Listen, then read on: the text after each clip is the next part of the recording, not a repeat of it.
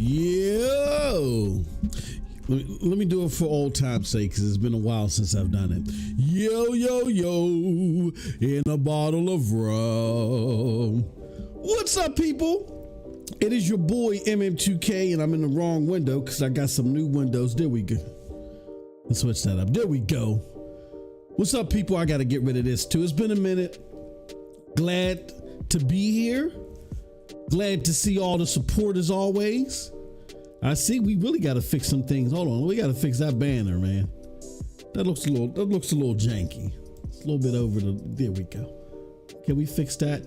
Our members, thank you for your support, members. We got a special show lined up for you today, and we're doing it on a special day for a special occasion. And we're doing it with a special group of people. But shout out to everybody. Thank you for joining us. We appreciate y'all. Again, this is SLS featuring MM2K. This is the show where your boy goes live with the community, the cloud gaming community, to talk about the latest and greatest in gaming news, cloud gaming news, that is. And today's topic is all about Amazon Luna. So let me know how the sound volume is, how the audio levels are. Y'all think that might be a little too high? I'm gonna turn the music down a little bit, just a little bit, so y'all can hear me loud and clear. Yeah, everything today is focused on Amazon Luna. Of course, Amazon Luna had its big expansion into Canada, UK, and Germany. That was huge. So a lot of people over the pond, sorry for the mic hit there, got to experience Amazon Luna. This is all happening and all invigorating for those within the cloud gaming space, because as we all know, there was a big hole, a big void left for a lot of you gamers, cloud gamers, that is, when Google Stadia got canceled. Excuse me, having the old man burpees there. Let me see if I can find something. Hold on. Okay, there we go. Because I want to make sure everybody is getting this. So do us a huge favor. That's general chat, member gaming content. Oh no, that's vet stuff. PNTS contributor. All right, so let's do this. Add everyone. I want to make sure that everyone is getting access to this. So do us a huge favor as well. Can you tweet this out? Let everybody know that we're live. Okay. And that way we can get everybody on board, because we're gonna have a special show today. I know I keep saying that, but the reason why this show is going to be so special is because we are going to allow you within the community. We're going to allow you to essentially give us your thoughts, give us your opinions on everything that's being discussed today. So we're going to have a very fun show. All right. With that said, again, and that's going to be on top of us doing our normal thing of just reading what's being said in the chat. We're also going to allow you to come in and join the panel for a few moments. I'm going to break down how that's going to work. All right. But let me first go to these comments that we already have. We got Cold Blood Sensei in the house. He says, Luna's dead with their any games lineup they have. We're going to talk about the games lineup. I mean, let's take the venom out of Cold Blood Sensei's comment and let's talk about it. We can't talk about it. The lineup, you know, could use some work, and we're going to talk about that, you know, but it's not as bad as it's being made to seem. Jay Smith say, what's good? Shout out to you, Jay Smith. Good to see you as always. He said, is this live? Yes, this is live. Whenever you see the red mark on our on a video, that means it's live. When you see a green mark on a video, that means that it is a premiere. Just so we're clear on that. He says Luna's biggest challenge is being appealing with so much competition around.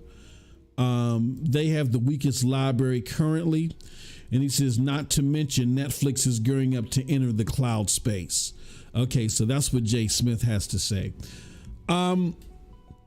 I'm going to say to that, that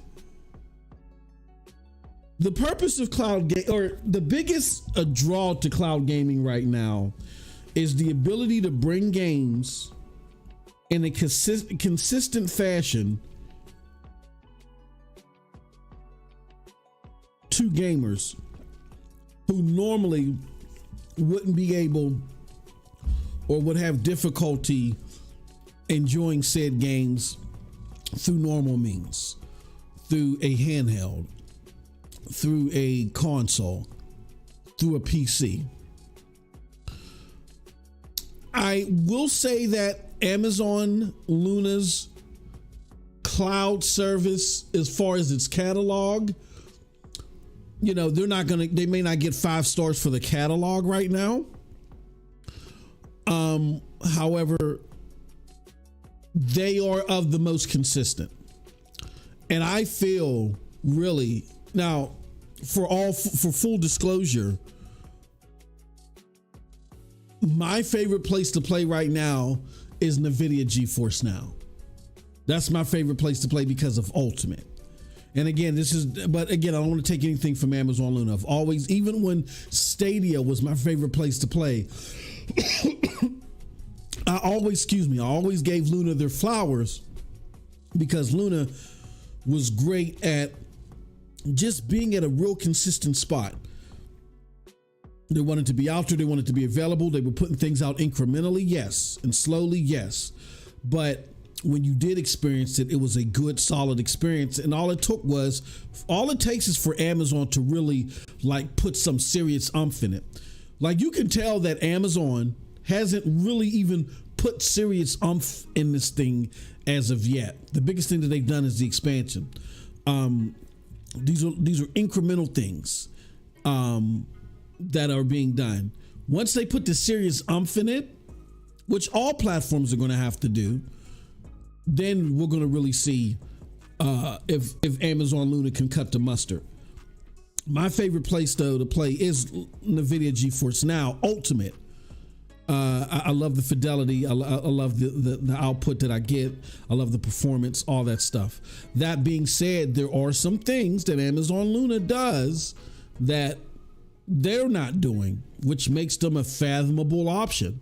Like with NVIDIA GeForce's Now subscription, outside of the free-to-play games, I don't get a curation of games. You know what I'm saying? I mean, there might be some titles from Epic, well, you know what I'm saying, here and there, but that's not always a given for those games to be on the platform, all of them that are given by Epic. And those games that are given by Epic, like every blue moon, are they good enough to where people were like, oh, you need to go hop on this game or hop on that game? You know what I'm saying? So with the subscription, you're just getting access really to the platform. What Amazon Luna is doing is they're not just giving you access to the platform, they're giving you a 166 games from my last count that you can play. That's not as big as xCloud. It's not as big. I mean, it's not as, in demand as Xbox. However, the problem that there is with Xbox is the experience is not consistent. I know plenty of Xbox fans that they live and die off of the Xbox brand. They will tell you straight up, xCloud. I mean, these are their words. xCloud is trash. So all of these platforms none of them possess the silver bullet right now. Like even with NVIDIA GeForce Now, I'm hearing complaints from people they're saying like, look, I got the ultimate tier. The ultimate tier plays the biggest and baddest ass games out there, but we're getting all these, rinky dink pizzle fizzle tizzle popper games. That's a complaint that people have. I'm still trying to play catch up. Hey, I'm still having fun with Atomic Heart and other games that are on the platform. So I'm Gucci. But there's a lot of people out there that have that complaint, and I can't really knock them for their thoughts. So I get your points. There's definitely some things worth discussing that could be improved, that need to be improved. But I'm not going to sit here and place Amazon Luna at the bottom of the barrel, particularly when they were able to chart, to your point, Jay, which is a very interesting and still a very good point to make. I don't want you to think that I'm trying to shoot you down. I'm just trying to give you like the alternative perspective here, is that, to your point, there are a lot of competitors, and those competitors are everywhere. Amazon Luna, just being in the US, was able to chart in 2022 top 5 in cloud gaming providers, just in the US. So that's nothing to sneeze at. And that's monthly active users. We'll get into that. That's not the kit and caboodle of everything, but they were able, just in the US. Think about that. So I wouldn't knock them just yet. Is the lineup 5 out of 5? No. I'm not going to say that, but there are some things that they are doing too that we're going to discuss, that whether you look at their direct lineup, it's kind of like Boosteroid. It's not even going to matter what their direct lineup is. The whole bring your own game, that's what I like to call it now. The whole bring your own game aspect of it, to where they started off with Ubisoft, and this is likely to expand to where if you have PC games that you've bought natively, you're going to be able to play certain PC games on Amazon Luna, right? Just by having you're going to be able to stream them via Amazon Luna, kind of like what Boosteroid does in their cloud, whatever they call it. And I'm going to tell you, with the limited data that Amazon Luna gives you now, they've capped off the data stream, so that's why 4K isn't really possible.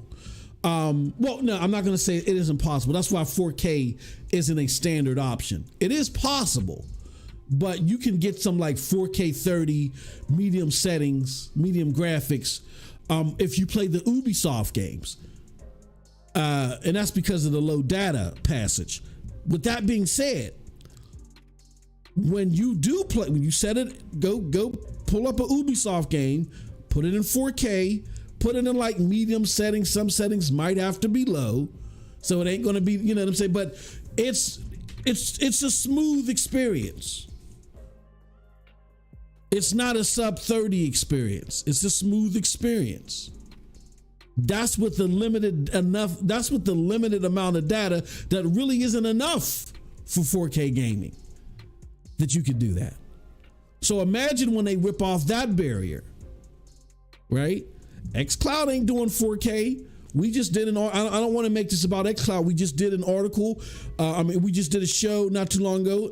An impartial tech person said, look, the latency with xCloud, that's going to get better sooner rather than later.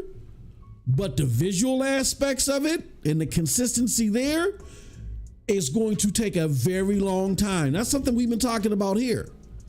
So it's going to be a very long time before you see possibly 4K from xCloud. And really, Amazon Luna, when they feel like that it's feasible, can lift that cap off now. So I've always, Luna wasn't my number one choice back then. It isn't my number one choice now, but just because it's not number one, like just because Pepsi is my favorite set of products doesn't mean I hate Coke. When someone says I have Coke products, I don't go grab when I go to a restaurant, they're like, oh, we got Coke products, sir. I don't sit there and grab my plate and smash it against the table and start kicking all the patrons in the restaurant. Like, oh, okay. Well, give me this, give me that. You know what I mean? I prefer Pepsi products, but I can rock with Coke. And being that I know now that Amazon Luna's in a state where they really haven't put all the major spices in the pot yet, I think it's cool. I think they're in good position. Yes, there are some things that competitors are doing better, but there's some things that they're doing better than competitors. Like the ease of access as far as use now. Like all you need is a Fire TV. You get a Fire TV, boom. You're playing Amazon Luna and it's great. Me and my son, before we went live, this was unintentional because my son wanted to test out Amazon Luna because he's been hearing the news about the expansion. We were down there playing Rainbow Six Siege and what else was we playing? I think he was playing Assassin's Creed. And then right before the show started, we were playing what the Tetris game that was on there, Ultra Tetris or whatever the hell it was. That's a pretty cool game.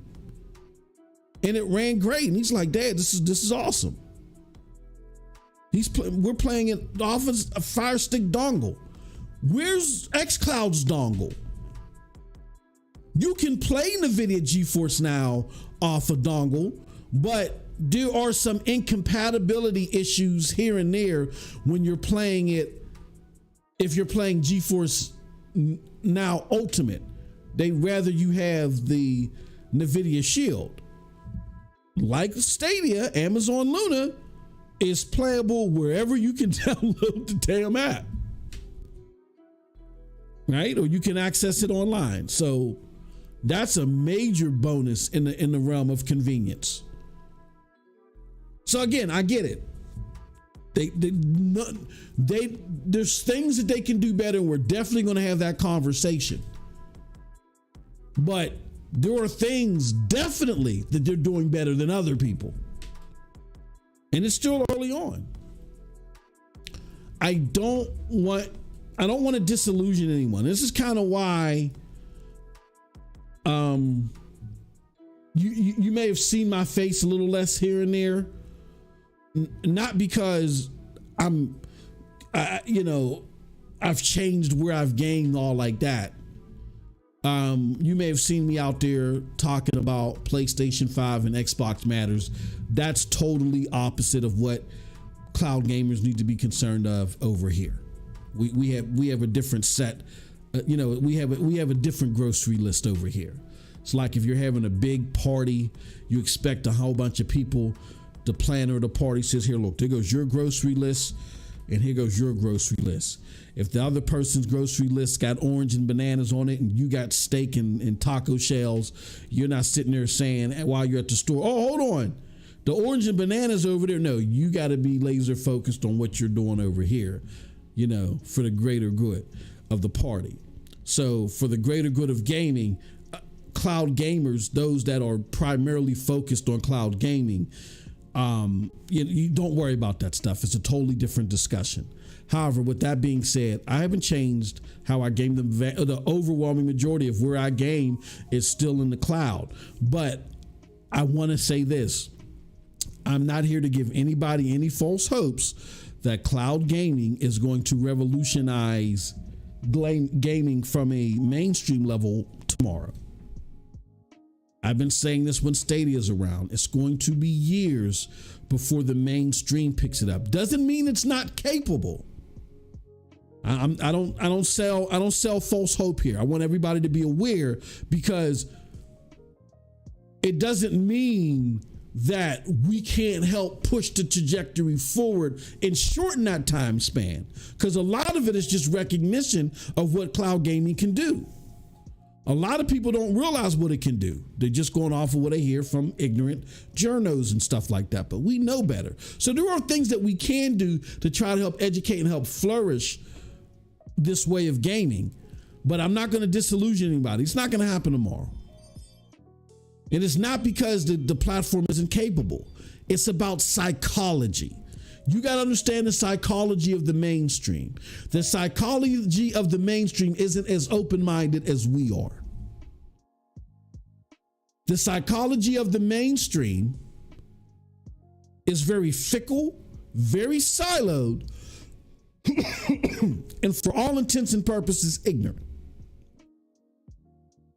I get into debates all the time with people and they say stuff that they don't understand. And when I say here, to prove you wrong, I can show you better than I can tell you so you can get a better education on this. Just try this. Here goes a link. Let's watch it together on Discord. Let's see how it goes. I don't got to do that. This is the mindset that you're dealing with. They've been cattled and herded to think a certain way, and it's only going to be until those cattle herders, those shepherds or whatever start agreeing with us, then it's going to change drastically. But the reason why I'm saying that is I don't want people to get disillusioned I don't want people to get discouraged because of that. It's just the way that it is. It's going to happen eventually. Just like the whole renaissance of digital over physical. That was going to happen eventually. It just, some people assumed it was going to happen overnight and ended up taking, 9 or 10 years. But we can help push that trajectory along by supporting the platform, making sure that people continue to make investments in it, making sure that we do get the word out and do inform people who are willing to listen. When we do that and we help spread the word in that trajectory, that does shorten the lifespan. But still, I don't expect it to happen overnight. Don't get disillusioned. Don't get discouraged. But understand that none of this is going to happen overnight, but we can help increase that trajectory by staying informed, understanding the good and bad everywhere, and doing our job as consumers and understanders of the product to help spread the correct information and help inform those who are willing to have an open mind like us. That's what we can do to help change the trajectory in our favor. But don't expect them just to see something that we see and be like, oh, that's dope. No, trust me, as someone who has been dealing with mainstream gaming for a very long time, unfortunately, they're not very open-minded. So, all right, with that said, I want to get into today's show, but I'm going to read some more of the chat. So let's see what the chat got to say, because y'all are talking it up today. He says, Amazon won't put anything in there thanks to the failure of Stadia. Well, that is a lie, because Amazon and Google are two totally different companies.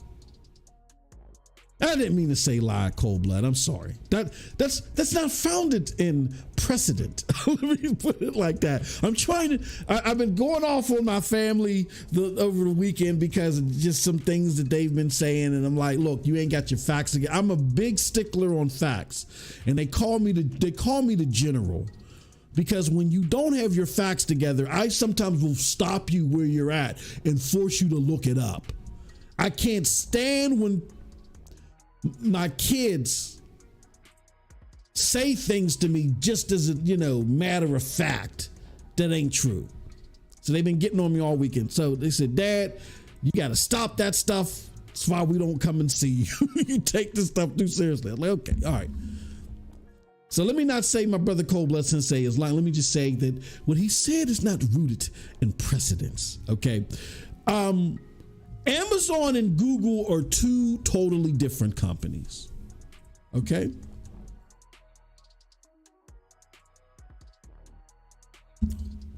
Excuse me. Oh, that was good. Google is one of the most finicky companies out there. And they're finicky to their own detriment. And I think a lot of us who have not been following Google didn't realize how severe this was. And a lot of us with business pedigrees like me, Clive Valendon, shout out to my brother Clive. Me and Clive would talk behind the scenes, look at stuff, right? Evaluate stuff. And just with our business pedigree, not even at the highest branch of a CEO level or anything, looked at certain things, understood how businesses are done, because a lot of businesses are carbon copies of what's successful elsewhere. I would go in to work and, in my job, what they would do for our sector VPs again, I want to be abundantly clear. I'm not saying I was a corporate VP. I was a sector VP, meaning within our business sector, our little business sector. I was a manager of managers. So what they would do for the sector VPs for a while is they would have Wall Street journals sitting on the desks. You would go pick out your Wall Street journal off the security desk, go up to your office cubicle, whatever, read the Wall Street, just keep up with the times. You know what I'm saying? Keep up with what was going on. And so after a while, what started happening is books would be sitting there. I done heard every Zig Ziglar book, every Zig Ziglar tape. That's why I told, and I'm telling my age. Some people was like, Zig Ziglar, who the hell is Zig Ziglar? He's a motivational speaker for business executives and things like that.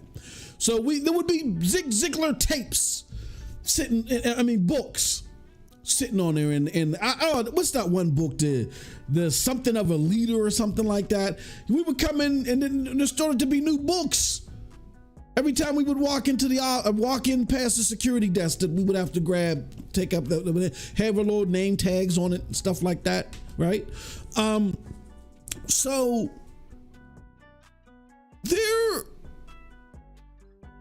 the average attempt by a company is, yes, internally they try to come up with new schemes and stuff like that, but Fortune 500 companies are the biggest copycatters out there. That's why the stock market moves the way that they do. You know what I'm saying? Because it's all looking at trends and whatever they think is hot and what is not.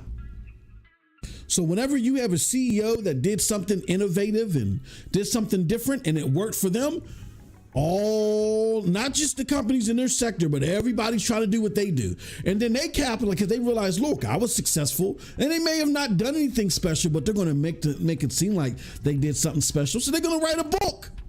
Because they know when they write that book, it's going to be an immediate bestseller. Why? Because every company is going to take what he had to say, he or she, had to say, and jump on every word and say, we're going to give this to all of our employees or all of our execs or all of our front-end managers or high-end managers, whatever. And that person's going to be swimming in money. So there was a period where there was a new book on that damn security desk every damn week. It's like, Jesus Christ. And you had to read them because there were little focus classes that we would have and discussions around the books. So I said all that to say this. The reason why I brought that up is companies are copiers of each other. So that's what stuff, so that type of stuff me and Clive are used to. When you see something that the industry is doing and you see these fig leaves, you're saying, okay, well, because businesses try to keep up with each other, they try to keep up with the Joneses. This is what we see Google trying to do. Google is totally different, and they are so fickle. They are fickle beyond belief, and it's kind of like panicky. Like they put something out there, and if they don't see instantaneous, immediate success, they'll drop it like it's nothing. And you can see that in multiple places all over the industry where they've gotten involved. Like, for instance, this may be the weirdest thing to focus on, but let's talk about it. The thing that irks me the most is Cobra Kai. Like, and I look right past that. Cobra Kai, I remember when that came out, that was the talk of the town when Cobra Kai came out. Because all the old heads like me that remember the Karate Kid couldn't get out. And oh my gosh, YouTube is going to kill it. YouTube is going to, you know what I'm saying? And I guess they wanted Cobra Kai to kind of be like the exclusive content that brings people to YouTube, cable or whatever. You know what I'm saying? And that didn't move as fast as they wanted it to. But even though Cobra Kai was still a great show, that one thing didn't move as fast as they wanted it to. Guess what? Cobra Kai got cut. They scaled back a little bit, I think, on YouTube, the thing. I mean, it's still around, but I refuse to get it, especially after Stadia. I'm explaining why in a second. And it's like, what the hell? And now Cobra Kai done turned it up over on Netflix. It's killer over there. What happened, Google, where you look across the street at Amazon, and yes, it may have started, was it House of Cards? One show that they had over there on Amazon, it may have started with House of Cards, or there was another show that they had over there on Amazon that was good, but it still wasn't moving the needle all like that.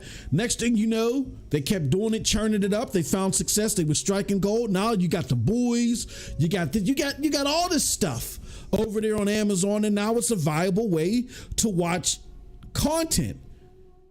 And now everybody's hopping on Amazon Prime.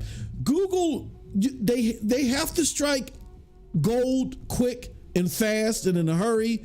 They don't know how to mature stuff, and they react haphazardly to stuff. Like, outside of the Pixel phone, I would never in a Chromebook, because those aren't services. I utilize other services with that hardware, but outside of some of their hardware that they've definitely said we're going to stick with it. It's very evident they're going to stick with it. Outside of the hardware that they've already profoundly shown that they're going to stick with it, I refuse to utilize any other Google service ever again early on. Never. So like this whole Google Fi thing and and whatever that they're invested in, it has to, I won't touch a Google service until years after the fact that it's been solidified and you can tell that Google's with it. Because Google, the expectation that they're going to mature something and go through those rigors doing that, very shaky. Amazon is totally different. Look, when you look at MAU, which doesn't tell the whole story, I'm pretty sure that, shout out to Jack the Slip, all the data that we've combed through, that we've talked about when we were doing the number show for Stadia, I'm pretty confident in saying this. And a lot of people may say, oh, MM2K, that's trash. But again, you guys only looked at things at the surface. I'm pretty confident in saying that out of all the cloud platforms, until Stadia, until Xbox got, what do you call it? That Fortnite, in its beta service. I'm pretty confident in saying that Google Stadia, out of all the cloud services, made the most money. Why do I say that? Because there was polls and data that showed that as far as subscription services were concerned, like, actual money being paid with subscription services, that Google Stadia was running neck and neck with Stadia Pro. They were running neck and neck with GFN. Then you heard from the developers that were in the Stadia Pro program, just off of 70% incentive off of that program. They were like, oh my gosh, this was great. We hate to see Stadia go. This was great. You heard it online as tech tips, right? That's not the whole kit and caboodle. That's off of the majority of it, but 70% still. 30% of it they still didn't see. So you take that in just off of Stadia Pro, and the fact that they had a la carte purchases. They still had DLC and stuff like that they made money off of. That up until Xbox got Fortnite, which, Fortnite is a huge DLC war chest for anybody to have. And unfortunately for NVIDIA GeForce Now, they don't, if somebody buys DLC on Fortnite, they don't get it. I don't think they get any of that. Unless there's some special deal struck between them and Fortnite, which I doubt. They don't get any of that. They don't get DLC. They just get the price of the subscription. That's all. So if you're running neck and neck with NVIDIA GeForce Now as far as revenue brought in for subscriptions, and you're making all these sales, a la carte, whatever, then, and again, when I say subscriptions, I'm talking about solely paid subscriptions. Revenue for paid subscriptions. That's what I'm talking about. I'm not talking about, GFN considers a subscription whether you're on a free tier or on a paid tier. Anybody that is engaged, and they do they do monthly active users, but when you hear about the 24 million, those are people that use the service one time and one time only. They could be repeat people, but if you use the service one time only, you're considered as one. That first time that you logged in, you're considered as one. And no, Stadia didn't have as many first-time users as any of them. But when it came to paid subscription services, because of their cloud gaming offerings, I can say confidently, based off of what I've seen, I feel that Stadia was making probably the most amount of money. However, because it wasn't the money that they wanted to see, even though it was still comparable to their peers, it wasn't the money that they wanted to see, even though they didn't put enough in the marketing, and the marketing wasn't consistent enough, and the marketing didn't match what they wanted to see. They were not willing to mature it, so they let it go. That is totally different from how Amazon handles things. And even though I feel like there's a strong likelihood that they made the most money out of the cloud services, they're the only ones that shut down. Think about that. The only ones that shut down. Amazon Luna is still around.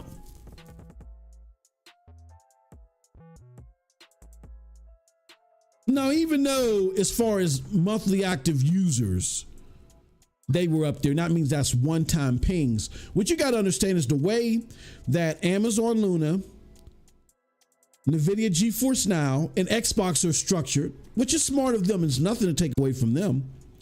The way that they're structured, it's easier. It's more likely they're going to get monthly active users or one-time users because of what? Because they're integrated into more popular services, or the barrier to entry is very minimal. Like, for instance, when you look at xCloud and you look at Luna, xCloud is embedded to Game Pass. Game Pass is a popular service as far as subscription services are concerned, right? Or game subscription services of that type are concerned. They're the number one game subscription service of that type out there. There's 25 million, if between 25, maybe 30 million. So yes, as long as you have that, you have access to that subscription service. If you want to try cloud gaming, you can try. You ain't got to dedicate to it. Just try it. Oh, okay, whatever. And the belief system, again, from the data that we saw, is that a lot of people tried it. A lot of people didn't commit to it. Again, before Fortnite, a lot of people didn't commit to it because its tracking was always low. But again, a lot of people tried it, and a lot more people tried that than they did Stadia. So what they did is, because it was easier to access xCloud versus Stadia, those that access xCloud said, well, okay, if Xbox is trash and Xbox is quote unquote liked in the news more than Stadia, then xCloud is probably better and Stadia is going to be worse. So this is how we're going to judge it. So when Amazon Luna then merged its service with Prime, again, there's a gazillion people that have Prime in the US. So if you have Amazon Prime, in order to get your hands on Luna and become a monthly active user for Luna, all you got to do is go on your Fire TV and try out a game. You don't have to commit to it. Just try it out. Now you're a monthly active user. For Stadia, it was a little bit different. For Stadia wasn't tied to anything. Stadia wasn't tied to Google Play. You feel me? Where, all Google Play users got a free, got free 30 hours of Stadia Pro a month or something like that. Now, what Stadia did is they had these demos out there, but they were standing low. They weren't tethered to anything popular. That was their flaw. They weren't tethered to anything popular. So even though they went the route of having these demos out there, what I would have done is found a way to tether my popular Google Play to something active on Stadia. I get 30 hours of Stadia Pro access a month if I'm a Google Play user, right? There you go. That's how you increase your monthly active users, something like that. It wasn't tethered to anything. It was staying alone. And again, people that tried, what's it called? We're like, well, I've already tried cloud gaming. Where Amazon Luna, again, you didn't have to be a routine follower of the service. You just tried it.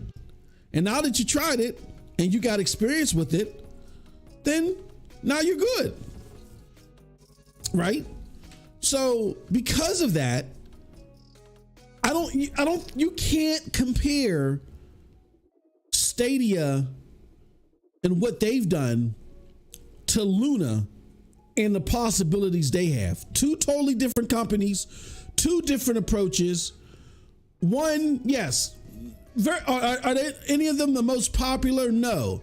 But Amazon Luna really didn't let the floodgates out. Stadia was trying stuff, and they missed the mark as far as popularity. They expected more popularity, but they weren't. But the upper brass were not willing to make the investments needed to make that popularity possible.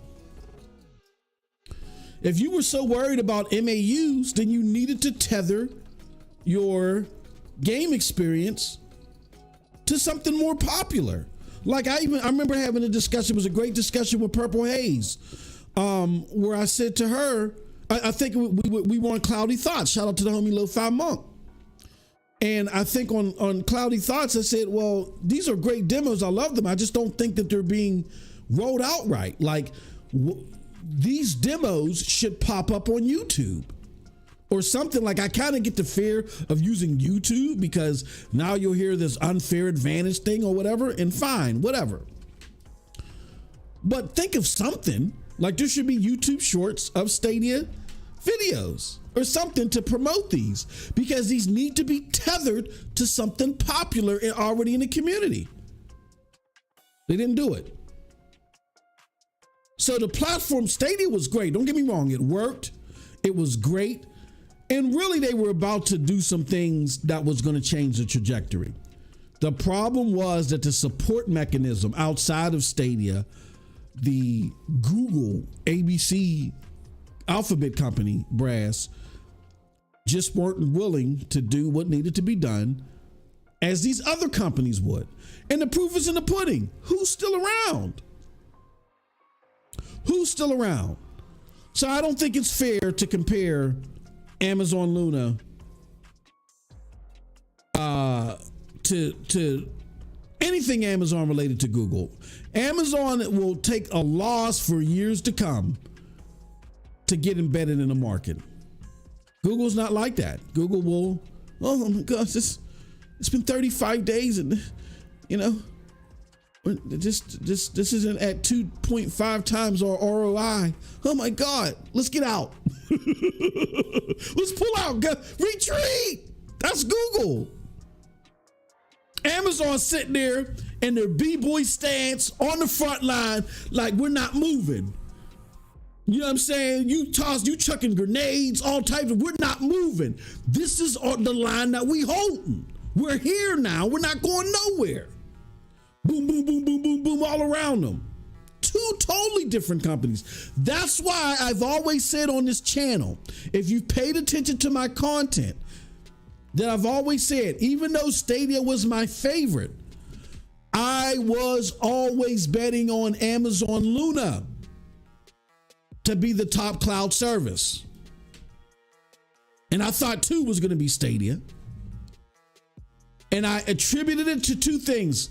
The first thing was I attributed to the fact that Twitch gaming is bigger than YouTube gaming. And when you have the likelihood of a ninja being able to swoop in and say, look, for Call of Duty, whatever, I got 5 free codes from the great people at Amazon Luna. As long as you're signed up for Luna, I'm going to drop these free codes in the chat and you can play with me live on air right now. Sign up for Luna. We're going to start giving these games away in 30 minutes. But in 30 minutes, I'm going to start doing some matches. We're going to give away 5 free codes to Call of Duty 2092 or whatever, Black Ops 5 or whatever, once they start getting those caliber type of games. And because of that aspect and the fact that they had a broader reach, and Twitch is more about them live gaming interactions opposed to VODs, I said first and foremost, they were going to be the number one cloud provider as far as footprint. But the number 2 reason was for the simple fact that Amazon Luna, Amazon, the parent company, they hold that line.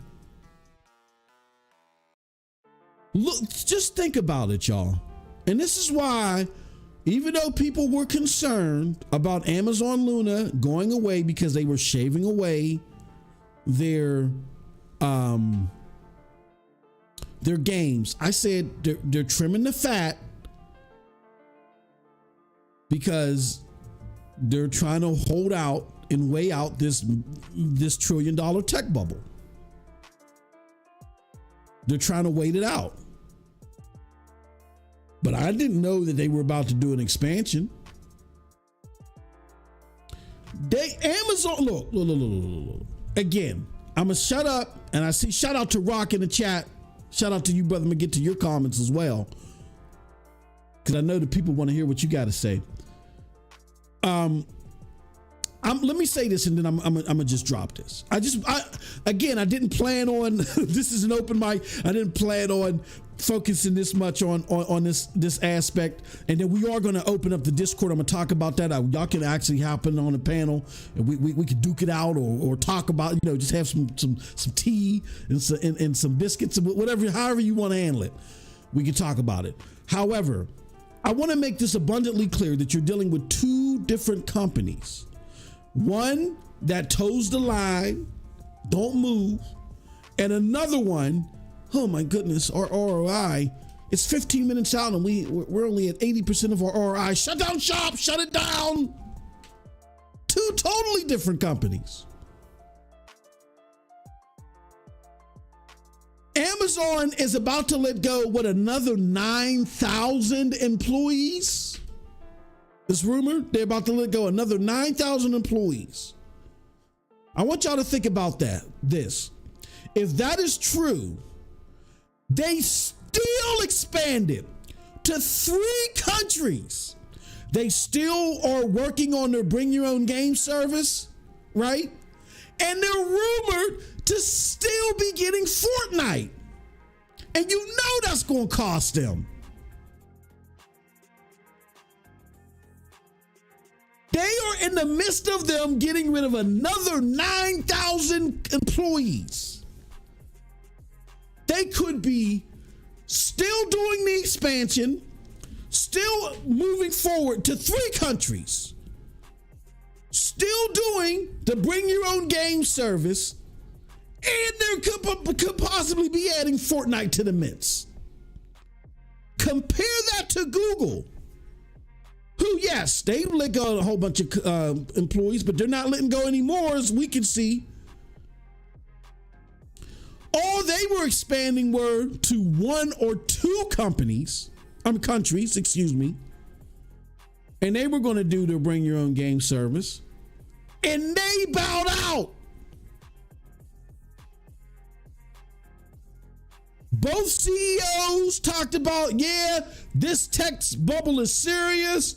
We got to purge where we can. One considered purging their I don't want to say genre defining, but their future in something serious as cloud gaming is going to be big years down the road. All of us that are sitting there arguing back and forth about it, the children of ours that are going to take over gaming, they're going to laugh at us. Just like we're kind of laughing now at those that were like, oh no, digital games, hell no. Our children are going to laugh at us. They're going to be making fun of us, clinging on to our CDs and our CD drives. And and when GameStop is long gone and there's nowhere, or what is it, games over there in Europe, when those entities are gone, our kids are going to laugh. Hey, shut up, old man. Don't nobody want to play Uncharted 1. Go find the games, or go find an EB game somewhere. Get out of here. We're playing in the cloud. We're going to get ridiculed for these discussions, for the lack of forward thinking involved in them. So, and the companies realize this. They realize that cloud gaming isn't going to give you a lot right now, but you're sowing some very important seeds that when they sprout in the future, they're going to be huge. All these companies are dealing with this $1 trillion tech bubble. Stadia, as someone who I feel, looking at certain data and stuff like that, I feel like they were probably making the most money out of all of them. Not a lot. I'm not going to make it sound like, oh yeah, they were killing it. No, they were making, for an industry that at this point in time, when you look at the bigger scope of gaming, we're making a couple of dollars. Maybe instead of making $3, they made $4, maybe $5. You know what I'm saying? They looked at cloud gaming. They looked at cloud game streaming rather on their end as low-hanging fruit. Let's get rid of it. Amazon on the other end stuck with it, just trimmed back the fat and still expanded. You cannot compare the two companies, not at all. I'm sorry. Let's move on. He says they have the ability to add games via Windows operating something. Yeah, Amazon can add those games because of that, but because they're a singular platform, it makes it easier, but they got to get permission. And then they have the bring your own game service to where, their base service is based off of channels, but that don't mean that you can't play individual games on Amazon Luna. They got the bring your own game service that is going to expand beyond just Ubisoft games. Trust me. This was something that was going to happen over at Stadia too. And then because Stadia closed down, it got mixed. Ubisoft, that's why they were doing that whole the thing that they were talking about during the Stadia keynote. And remember, there were articles that followed up that Amazon started looking into doing the same thing. See, and I find it funny too that Amazon routinely sees stuff that Stadia is doing and they move on it and execute it faster. Like they'll use Stadia to announce it, and then they just come in like a thief in the night and they execute it and roll it out faster. It started off with Ubisoft Plus, and then Couch Co-op, and then so on. Is two totally different companies. Again, I'm not saying this to make it seem like that the Stadia platform was crap. Absolutely, still is to date my favorite of all time. That being said, we got to give flowers to Amazon as far as their persistence. They don't play.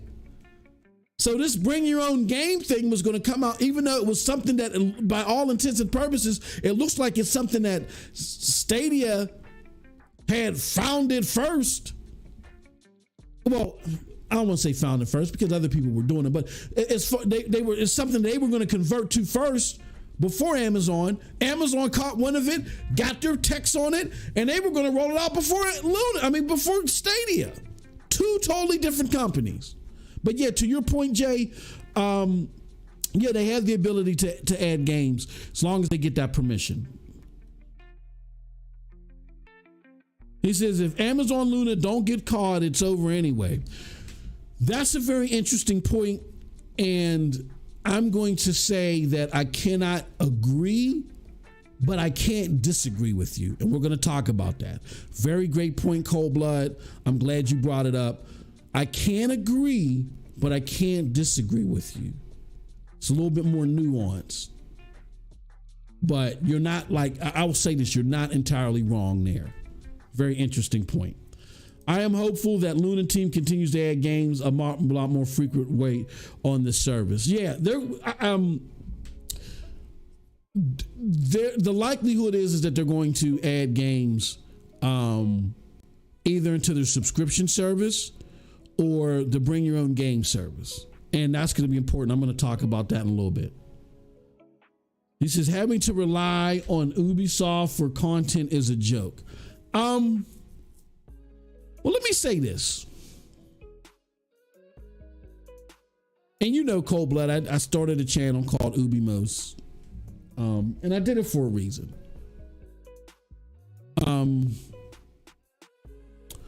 It's popular to rag on Ubisoft, right? And Ubisoft, they don't help themselves when they keep falling short of expectations financially. They don't help themselves. But may I tell you that, like another platform, Cold Blood, that we both adore, Ubisoft, I think, is the number one publisher for that platform as far as games sold or money made.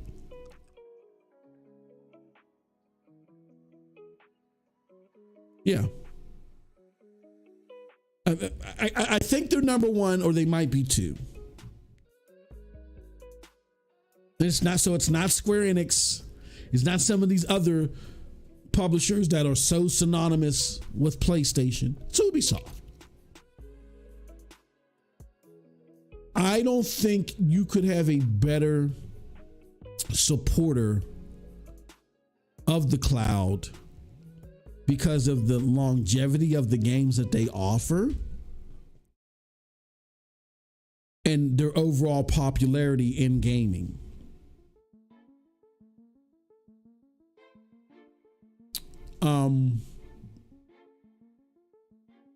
Don't get me wrong. Activision with Call of Duty, you know, like other publishers have games that are more popular than any one game in the Ubisoft library. They have, you know, there are those publishers that have those games. But when you look at the entire portfolio of Ubisoft is killing it. It's just become an industry meme because that's the thing that people like to knock when they don't do their research. Now, granted, my channel got 11 subscribers right now. I haven't really heavily advertised it, and I only do content on it once a week. But I did my research. Ubisoft content is huge. Huge. And just like Amazon Luna, I can relate to Amazon. Just like Amazon Luna, I may have not put my all into it yet, but I know it's something that we want to get on the ground on. We want to start building on, and we're going to build on it incrementally because Ubisoft content is huge. Just like cloud gaming for Amazon is going to be huge. They just got the ground in it. They were in one place. They were monitoring it, trying a bunch of different things to see where they could go. Didn't really work for them. They really weren't even a blip on the radar until they came up with the ingenious idea of adding, you know, select games from the Amazon Luna library into Prime. Then that helped them chart as far as monthly active users. Even got them part of the CMA discussion, which I think is going to be key as far as the whole Call of Duty thing, possibly, right? To Cold Blood's point. So this is going to be huge. These are going to be huge undergoings for them. You know, all that stuff that y'all said about Stadia. And again, cloud gamers, hear me out. Hear me out. Did I not tell y'all this was going to happen? This is why I said be very, very cautious. There's nothing wrong with being critical. There's nothing wrong with criticism. There's nothing wrong with expecting platforms to do better. It wasn't just about the Stadia criticisms that I was like, oh my God, this is horrible. No, I criticized them. As a matter of fact, I brought the most heat on Stadia when SG&E closed. Even though I understood it, I was frustrated at their inability to feel the temperature of the room and understand why that shouldn't have been communicated that way.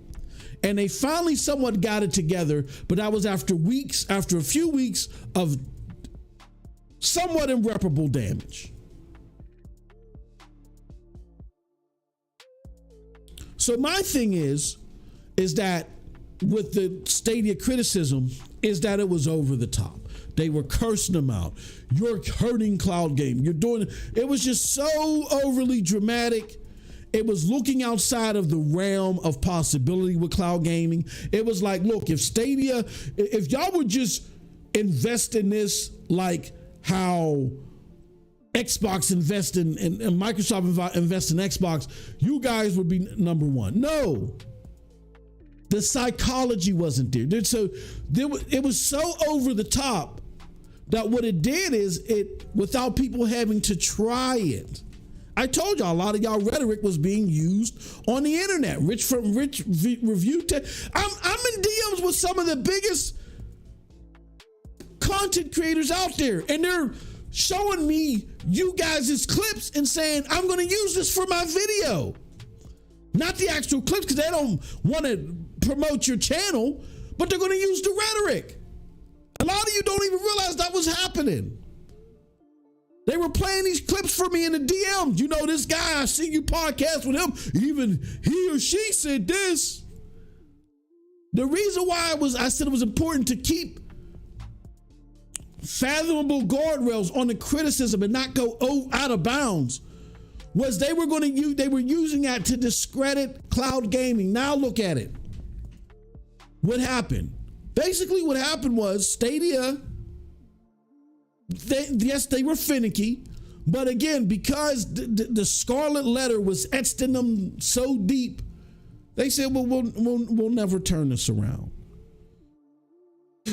Everywhere we look, the journos are talking ish. People in the cloud community are talking ish. We're the eye of everybody. We got a handful of content creators that may be talking sensibly, but everybody else is like, everything that we do is like the death is the death to the world. Even though up until Amazon Luna's announcement, cloud gaming news was, really wasn't making any ripples, right? Wasn't making any ripples. Cloud gaming seemed to be starting to become an afterthought until this Amazon Luna news came, right? So Stadia couldn't be killing cloud gaming if they were making up the bulk of the news. Am I right or am I right? Am I right or am I correct? All right.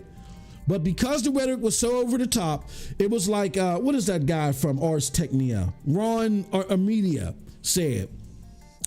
He said, the thing that we said would come to result with Google Stadia. We said it so many times that we end up talking it into reality. We criticize this thing so much on it closing down, even though they did try, that we the echo chamber was so loud that what we were saying would happen ended up happening. So we spoke it into fruition, is what he said. This is Ron Armedia, one of the biggest state Google critics out there, who openly admitted, yes, he felt a victory because him and the detractors talked into fruition the death of Stadia. He admitted it. And what did I tell y'all that would happen as a result? Every cloud service would be one by one knocked off because Stadia did. Stadia was just the first domino. It was a very important domino. First we knocked down Stadia. Now we're going to hate on everything. Now do you see the psychology of why this will not become a market breaker overnight? This is what you're dealing with. This is why your criticisms or your praise has to be sound. You cannot be reckless, whether we're new to this or not. These are the end results. Now they're comparing Google, a totally, completely different company, fickle in every shape, form, and fashion, who, again, by the admission of Raw and our media, the journos and everybody alike who had an agenda to down cloud gaming, they piled on into it until they could smother it out. And now that they smothered them out, now they're going to the next one in the classroom.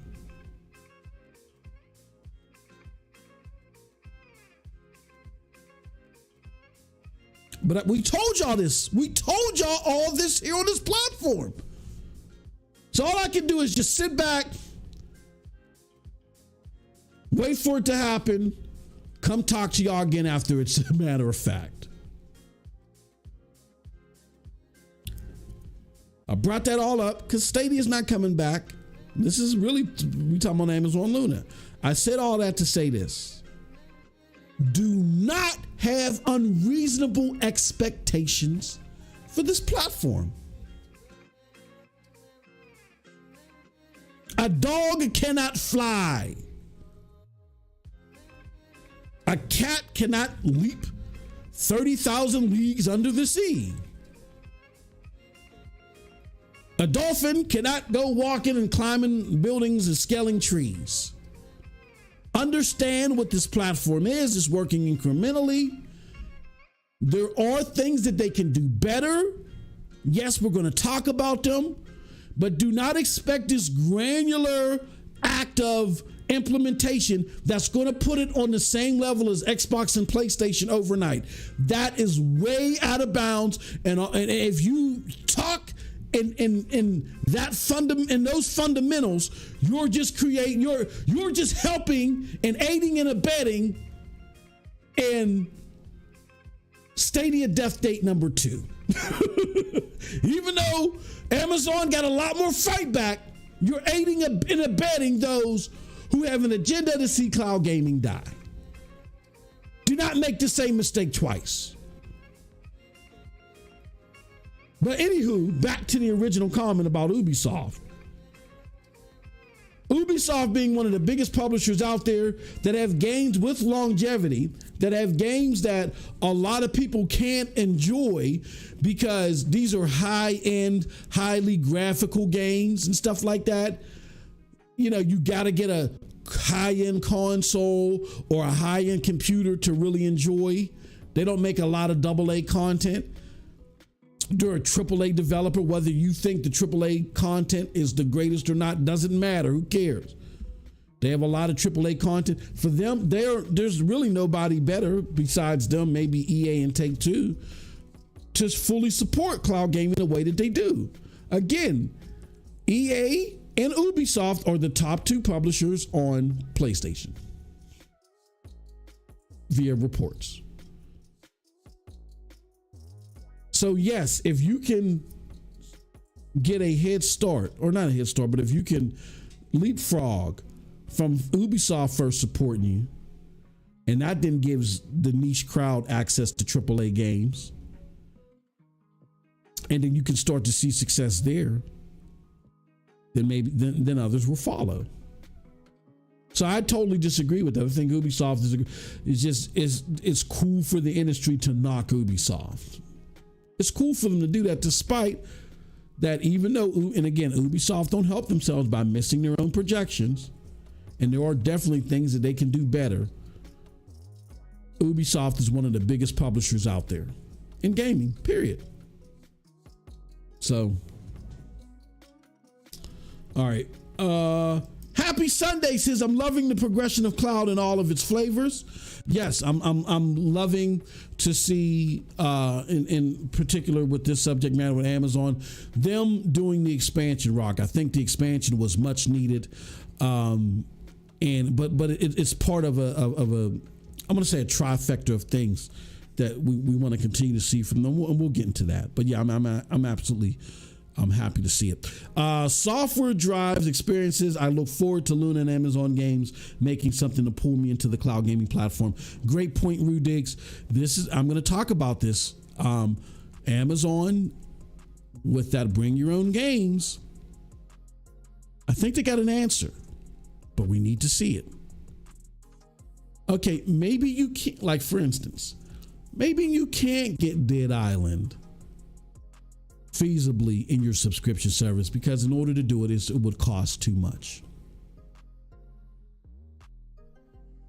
However, what you can do with this bring your own game service is you can let people play it a la carte.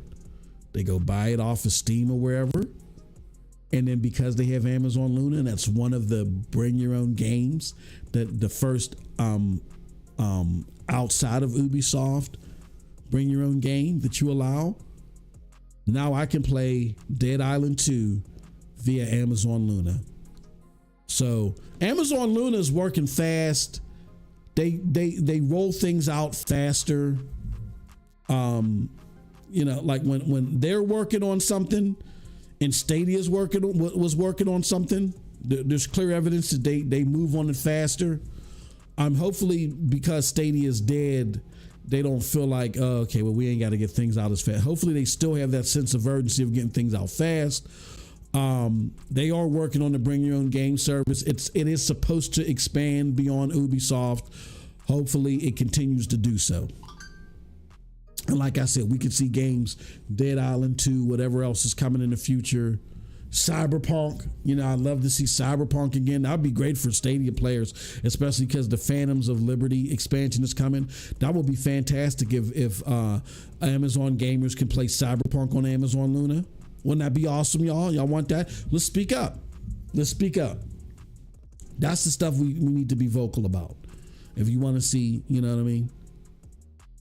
You want to see it on Amazon Luna? Talk about it. Open mindless didn't help us. Stop. You're comparing. Stop. Get off this Stadia kick, bro. You gotta get over it. As a state, this is what kills me too. I love Cold Blood since he knows I'm giving him I'm giving him this work. You know what kills me is that this is why you guys gotta understand. I'm not lying to you. I wouldn't lie to you about video games. I've been covering video games extensively since 2005 when I was doing this thing called the New Age Faction. We were doing that since MySpace, right? Told you guys what we were doing. I'm not going to get into that here. We're going to keep the focus on Amazon Luna. I've been covering games extensively since then. I understand the mind state of the mainstream gamer. They hate cloud gaming. They hate it. They hate it. They're not even trying to understand it. They hate it. The Xbox gamers that do it, they only do it because it's something that Xbox is doing. They don't dedicate themselves. They just want to say, we're there. That's why you don't be seeing footage. Like if you truly enjoy something, especially if it's gaming, you're going to put footage out there. Y'all don't be seeing no cloud footage from Xbox gamers. And when I say Xbox gamers, I don't mean cloud gamers that use Xbox. I'm talking about the mainstream gamers that play on xCloud. We cloud gamers, like, shout out to Ray. Ray did a Wreckfest stream. Is it today? I think Ray's Wreckfest streaming. We cloud within the cloud community. We do. I'm talking about pay attention to the mainstream gamers that happen to be Xbox fans that say, "Oh, you're xCloud." You don't see no footage. You might see a tweet every 5 months. Mainstream gamers just psychologically hate cloud gaming, and they hate it so much. And this is a prime example of it. I love Cold Blood, but it's my brother, but I'm gonna help him. I'm gonna help expose for him what he's doing psychologically, because I deal with this all the time in the DMs. They hate so much that when Stadia died, our anticipation for cloud gaming didn't die with it. They wanted the death of Stadia to be the death of the thought of cloud gaming. and they want it. It's not that they're like, oh, see, it didn't work, whatever. They want that. They want it because they see cloud gaming as a threat to dedicated device gaming for some weird reason. I get this in the DMs all the time from some of your favorite content creators. Oh, MM2K, shut up. Stadia's dead. Stadia died. That's months ago. I was over it the day that it happened. The day that it happened, guess what? I went live, talked about it. Oh, but Stadia, I still get people who, when we're talking video games that has nothing to do with Stadia, let alone cloud gaming, they still mention Stadia. And I say, Stadia died months ago. I got over it in a month's time. I transitioned most of my gaming to GFN. Do you think xCloud is better than GFN? You think GFN's going anywhere? GFN just signed a 10-year contract with Microsoft. And I would be willing to argue with you that GFN's output is better than the Series X. Because I'm getting 4K ultra settings, 120 frames per second. But Stadia. Shut up! I'm not talking about Stadia. It's dead. But Stadia, I feel I can hear them urinating themselves. But Stadia, they are so antagonized by cloud gaming. And therefore, because they're so brainwashed, they were so fixated on Stadia that they believe these dumb journos when they were alluding to them that the death of Stadia was going to be the death of cloud gaming, and they loathe the fact that there's still a cloud gaming community. They are highly upset, and you can see it in responses. We're talking about Amazon Luna, Google Stadia. I want to do a poll. Let's do a poll. I know there's not a lot of people, but send some people here. Let's do a poll.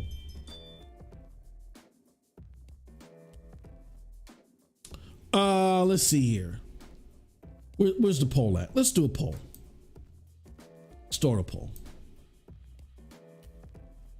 Do you consider Amazon a more reliable company in the cloud than Google? Very simple question. Ask your community. Send people here, even if they just want to answer that poll. Amazon and Google are two totally different companies. Two totally different companies.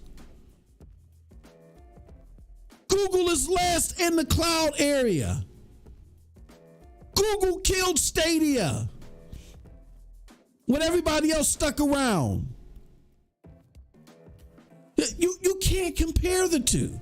But they are so fixated on Stadia because they wanted with the death of Stadia because they're so ignorant to what cloud gaming is about, the demographic, and what it's going to mean in the future. They're so ignorant to that all they know is Stadia. I literally had a conversation in the DM.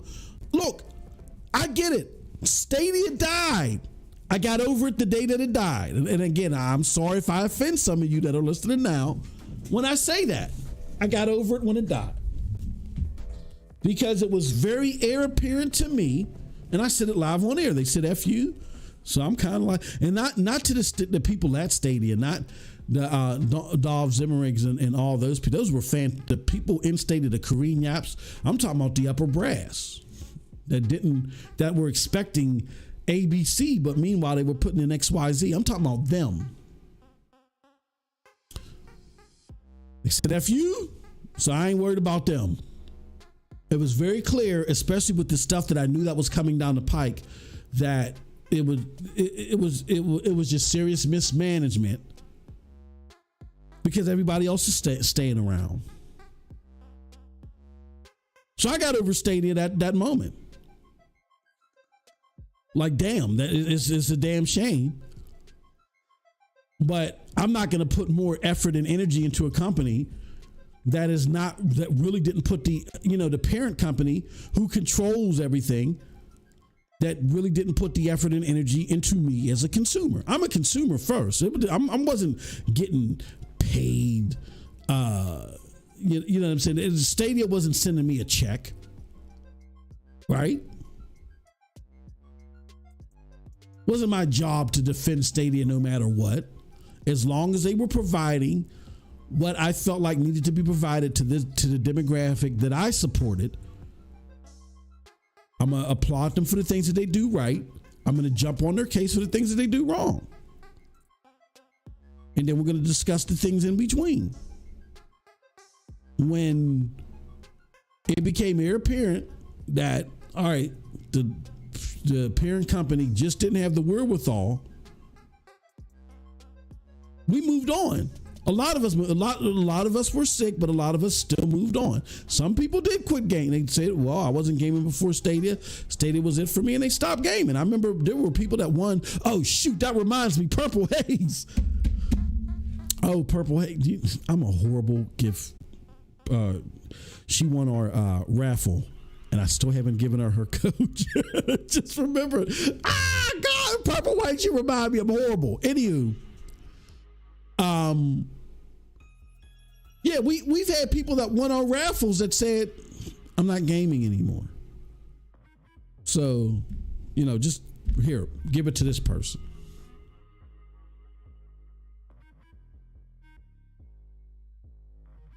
So we did have some, but the gaming community altogether, they've congregated into different ways. Some like really put their thoughts on Xbox. Some went on GFN. Amazon Luna wasn't making any moves, so they weren't sure. And now Amazon Luna is starting to make some serious moves. So now people in other places can really take a look at Amazon Luna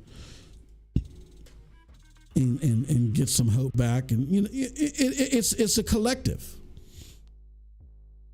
But because of their ignorance of cloud gaming, and because they were so brainwashed by the journos, they are upset. They're really mad. Like, people are mad at me.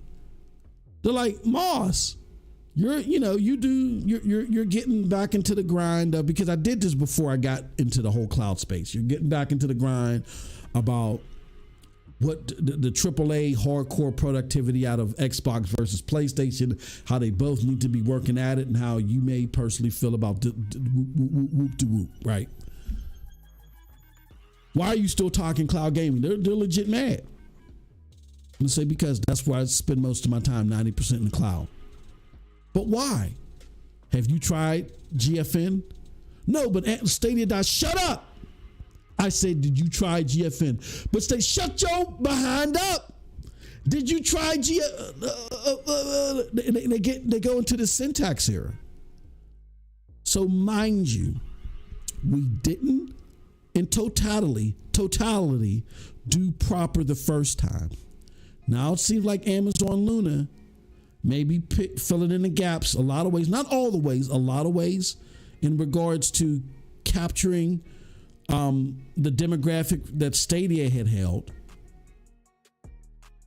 Do it right this time. Understand the psychology of the people on the outside and have reasonable expectations this time. But again, shout out to my brother Cold Blood Sensei.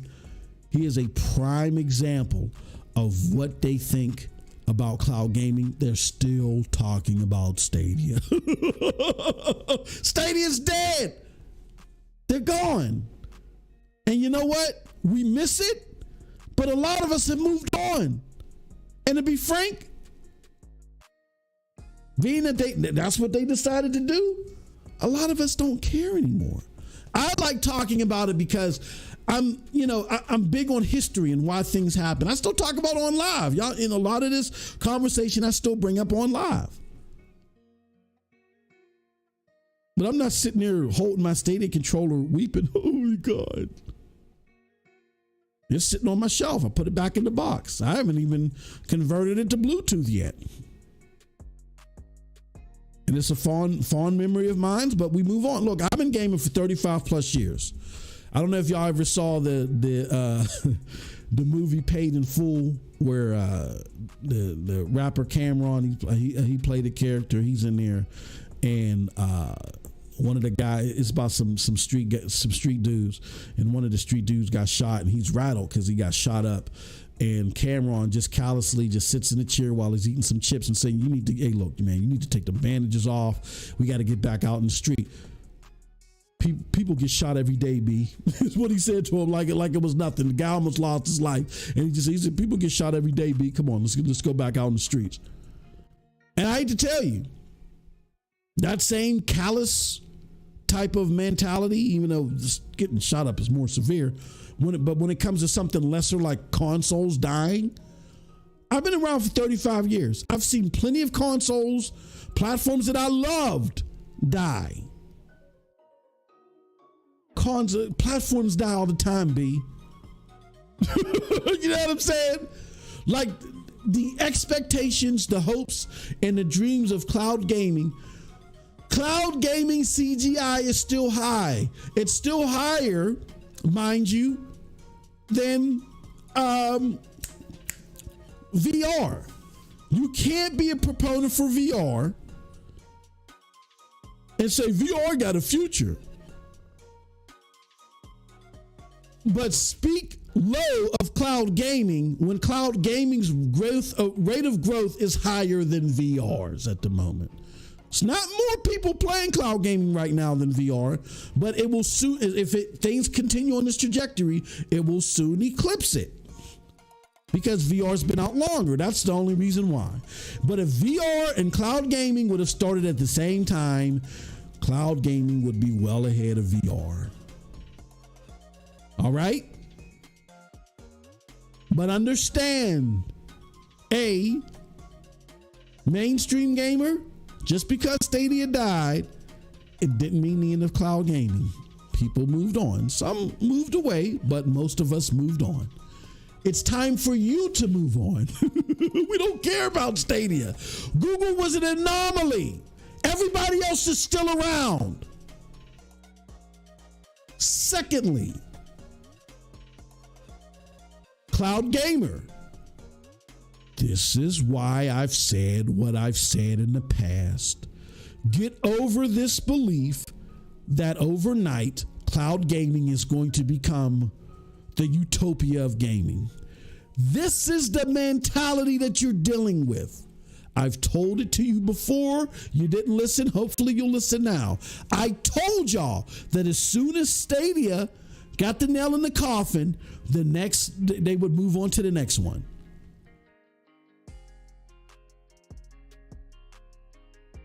Hopefully now it all makes sense. Let's continue on. Rock says, the killer feature for me, tried, tested, and loved is Luna's broadcasting option. I love cloud because it frees me to play anywhere, and streaming anywhere wins for me too.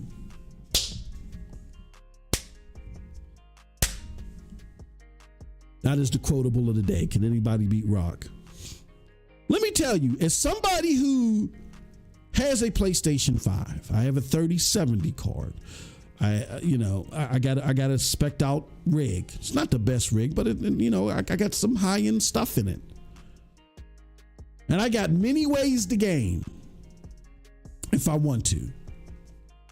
The sentiment of this comment is why I cloud game. I cloud game because of the freedom and the accessibility that it gives me. And Cold Blood was there, even though Cold Blood's probably like biting his lip. That damn MM2K, how dare you talk about me like that in my psychology of cloud gaming. Cold Blood was there when I first bought my 2070, and I couldn't get 60 frames per second at 1080p on Ghost Recon Breakpoint. I couldn't understand it. Like, I just got this card just came out. The game just came out. Wow, well, what's going on? Cold Blood was like, calm down, bro. Just relax. It's gonna be okay. I was on the break of a breakdown. And then comes Stadia. Stadia solved all my problems. I was able to do 1080p 60. You know what I'm saying? No problem.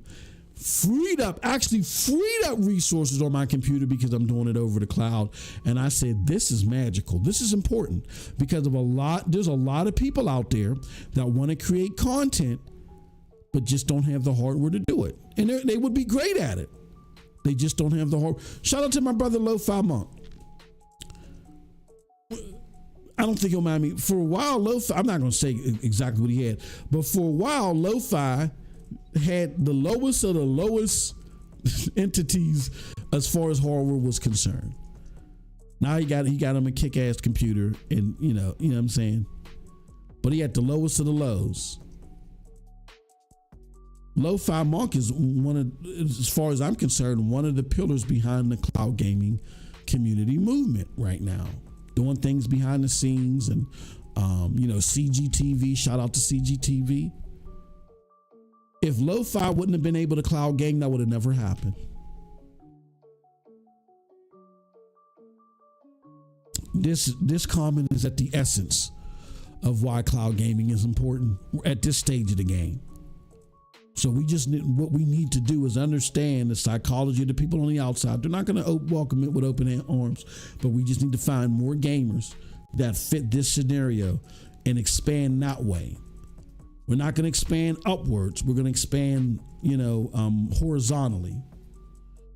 And because of us expanding horizontally, that's still growth. And people will see that. You know what I mean? So, shout out. That's the comment of the episode right now. So how is Luna is it easier to use than GFN? I love Ubisoft games, say Jay. This is my thoughts on Amazon Luna. I love GFN because GeForce Now Ultimate. Here, these are my honest thoughts. The best way to cloud game for someone like me, and the most revolutionary way to game, is GeForce Now Ultimate. GeForce Now Ultimate outperforms consoles. And people aren't going to like me saying that. Who cares? It's the truth. I can game 4K Ultra, 120 frames per second. I literally have the power of a 4080 in my hands, a high-end processor in my hands that outperforms a console. It's not the cheapest. It's $20 a month, even though there's a lot of promotions that I know people stacked up for a whole year. There's YouTube. I mean, not YouTube. There was AT&T promotions and other things happening to where people got a year of NVIDIA GeForce Now Ultimate. I'm gonna say this. Because I love playing Ubisoft games with all the bells. I love playing games with all the bells and whistles. GeForce Now Ultimate is prime for me. But if you're a 1080p gamer and let's just say you already got access to Ubisoft Plus, or you got a bunch of Ubisoft games and you want access to more games, there are some pretty cool games out there on Amazon Luna. The biggest and baddest games out there? No, not right now. But if you want the ability to game and to try out a lot of games, the same with xCloud. If you want the ability to try out some games, some decent games, if you want to have like a fairly decent library, like just 166 games, if you're a hardcore gamer, these subscription services aren't going to really do anything for you all like that. There are a lot of people that like to play a lot of games, but hardcore gamers, you know what I'm saying? These subscription services aren't really your whoop to do. You know what you like. You're going to grind it out on what you like. But if you want to have an access, if you're getting reacclimated to gaming, and in your case, Jay, where you say you love Ubisoft games and you're cool with 1080p, oh man. In my opinion, because of the fact that you get the 166 games on top of some very, very stable 1080p gaming. If Ubisoft games or you're whoop to do or you love them, like how Jay says, I think your best bet is Amazon Luna. Only because Amazon Luna it's more consistent across any type of dongle, I believe. Yeah, I think you can like just grab, not only just, especially if you have a Fire Stick. If you got a Fire Stick, put Amazon. I mean, you come on, it's a no-brainer. You know what I mean? You just get your Fire TV, Luna controller. You don't even need a Luna. You don't need it. I mean, you'll get a better experience with the Luna controller. Because, and if you use the Luna controller like the way that hook it up, like the way the Stadia controller is hooked up to Stadia, you'll get, you know, better response, latency, and all that other stuff. For 1080p gaming, if Ubisoft is your thing, you know, if you're happy with Ubisoft games and you look at the Luna Plus library and you're like, oh, okay, these is cool, these will keep me entertained, then go ahead with Luna. Because you get the biggest bang for your buck in that scenario with Luna. But if you're a 4K gamer like me, you want all the bells and whistles. You love the fact that with GeForce Now Ultimate, you can now outperform a console that, you know, okay, you do what is it? GeForce Now Ultimate is $200 a year. It'll take you 2.5 years to reach the price of a console, 2 to 2.5 years to reach the price of a console. I'm cool with you know what I'm saying? And even though there's rumors now of a PlayStation Now Pro, I'm cool. I'm good with GeForce Now Ultimate because I get to experience. The only thing is that it doesn't have all the games, but they get the majority of the big ticket games on the platform. So I'm cool. You know what I'm saying? You said Dreamcast, Saturn. Yeah. Dreamcast and Saturn. I love the Saturn. I was fond of Dreamcast. Consoles die every day, B. Platforms die every day. All right. So with that said, we actually didn't even start the show, but I'm going to skip through some of this just to make it abundantly clear on where we stand at with this platform. And I do want to say this. We have the Discord open. So let me explain how this is going to work.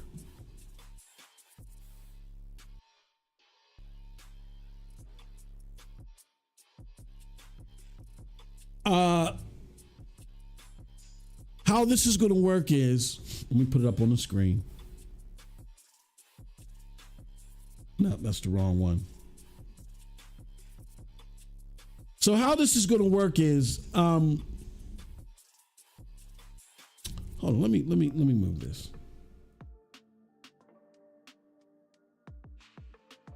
I don't know why that was still on the stage. Let me fix this. If it'll let me. You gonna let me fix it? I guess you're not gonna let. Okay, there we go. Hold on. There we go. We got that. Oh, Jesus, that's the wrong one. There we go. All right. So this was our tweet to let you know that we're going live. Now, in order for you to be part of the discussion, and what the way this is going to work is, if you're a member to CloudDosage, if you're a member to this channel, then go ahead, make sure that you've joined our Discord. So I'm going to put a link to the Discord in the chat. Copy link. And let's see here. Join our Discord. Join our Discord. Oop. Gotta spell join right. Join our Discord. If you're a member of the Discord and you're a member of this channel at any level, what you're going to then want to do is, you see this over here where it says caller green room in the Discord after you've joined? You're not going to see this if you're not a member. But if you are a member, you'll see it. You hop in the caller green room. I will be looking out for you and I'll put you on the panel. Now, to be fair, to make sure that everybody gets their turn, I will, we'll average it around 2 minutes. If there's nobody in the green room at the time and you hop in there, I'll give you a little bit more time and we can chat it out about what your thoughts are on the thing, on the whole platform and everything. All right. But again, if you want to be part of this, this is what you got to do. You got to be a member, join at any level, hop in the Discord, okay? And make sure that when you become a member, that your member, you becoming a member will automatically make you part of the Discord. So once you become a member, you're going to get Discord access, and just hop in the Discord. I think what's going to happen is when you become a member, they're going to ask you, they're going to give you, they're either going to ask you for your Discord ID or give you instructions on the Discord. Once you can join your Discord in your membership access, then what will happen is you can hop into the caller green room. It's with the red underscore right here, and then we're going to talk. I'll pull you into the panel. All right, give me 1 second. Let me do something real quick.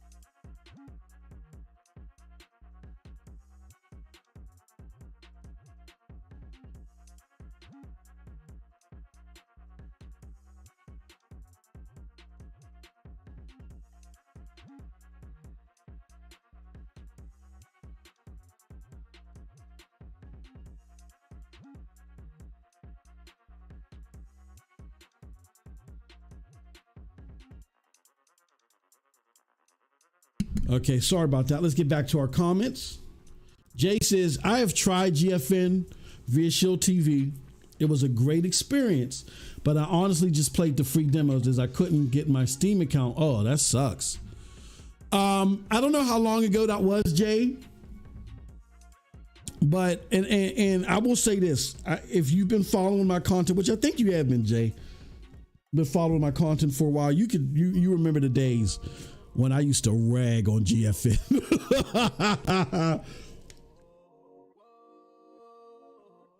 And to be fair to myself, I didn't do it just to do it. It was just there were voices that were out there saying, yeah, now the GFN got the 3080 tier, that, everybody, there's going to be a mass exodus from Stadia. And I kept telling, no, the Stadia gamers don't, there's it's a multifaceted, but the majority of them want economically sound access to the cloud. And $20 a month without access to games isn't going to do it for a lot of them. I told them, more of them are going to go, if Stadia dies or something happens to Stadia, more of them are going to go to Xbox than GFN. Now, for content creators like myself, who normally when you're creating content, you get into it, you know there's a cost to it, you're paying for this, you're paying for that, so we have the means economically, you know what I'm saying, to do it. The price of GFN isn't a problem for us, but everybody's not us. And this is where you got to get, again, understand the psychology of the demographic that you're talking to. You got to get out of your own shoes. A lot of people can't do that. That's not a problem for me, getting out of my own shoes and looking at it from the perspective of other people. If most 80% of the ills of this world would go away if people could just look at things from the perspective of other people and understand the psychology of where they're coming from, and therefore understanding how we can meet each other halfway and come to solutions. If the world would do that instead of just being so damn self-centered and selfish, a lot of the issues that we had would go away. But that's a whole nother podcast. So people couldn't do that. They couldn't get out of their realm of thinking. So they thought that GFN just improving itself would be alluring to the majority of the Stadia gamer. And it wouldn't. And honestly, even though I love GFN Ultimate, I wouldn't be there if it wasn't for the death of Stadia. But we're here, and that's happened. And as much as I love what GeForce Now Ultimate is doing, and really it sucks up the vast majority of my time on the cloud, if Amazon Luna can step up to the plate, they also can add games that are more games that I want to play. Like, I don't mind on my Chromebook using Amazon. Like I said, we were just downstairs, me and my son, we were playing Tetris, whatever, I forget, Tetris Ultra, whatever the hell the game is. And I wouldn't mind playing some of my RPGs on there. You know, if they get more of the, RPG, NIS America type games. I wouldn't mind, you know what I'm saying? Even though the bulk of my gaming would still be on the cutting edge 4K 120 games, Amazon Luna can get more of my time. They can get a whole lot more if they bump up to 4K, you know what I'm saying? And then they start using our bring your own game service on it, they get a lot more of it too. You know what I'm saying? I mean, if a game is coming to Luna versus GFN for a la carte purchases, even if Luna had 4K, for a la carte purchases, I'm going to get it on GFN because GFN just performs better. But if it gets added to Amazon Plus, if it gets added to Luna Plus, you know what I'm saying? Or whatever the case may be, there's an opportunity for me to still use Luna as well. I told you I would never let my Luna subscription lapse, whether it was the main way I played or not.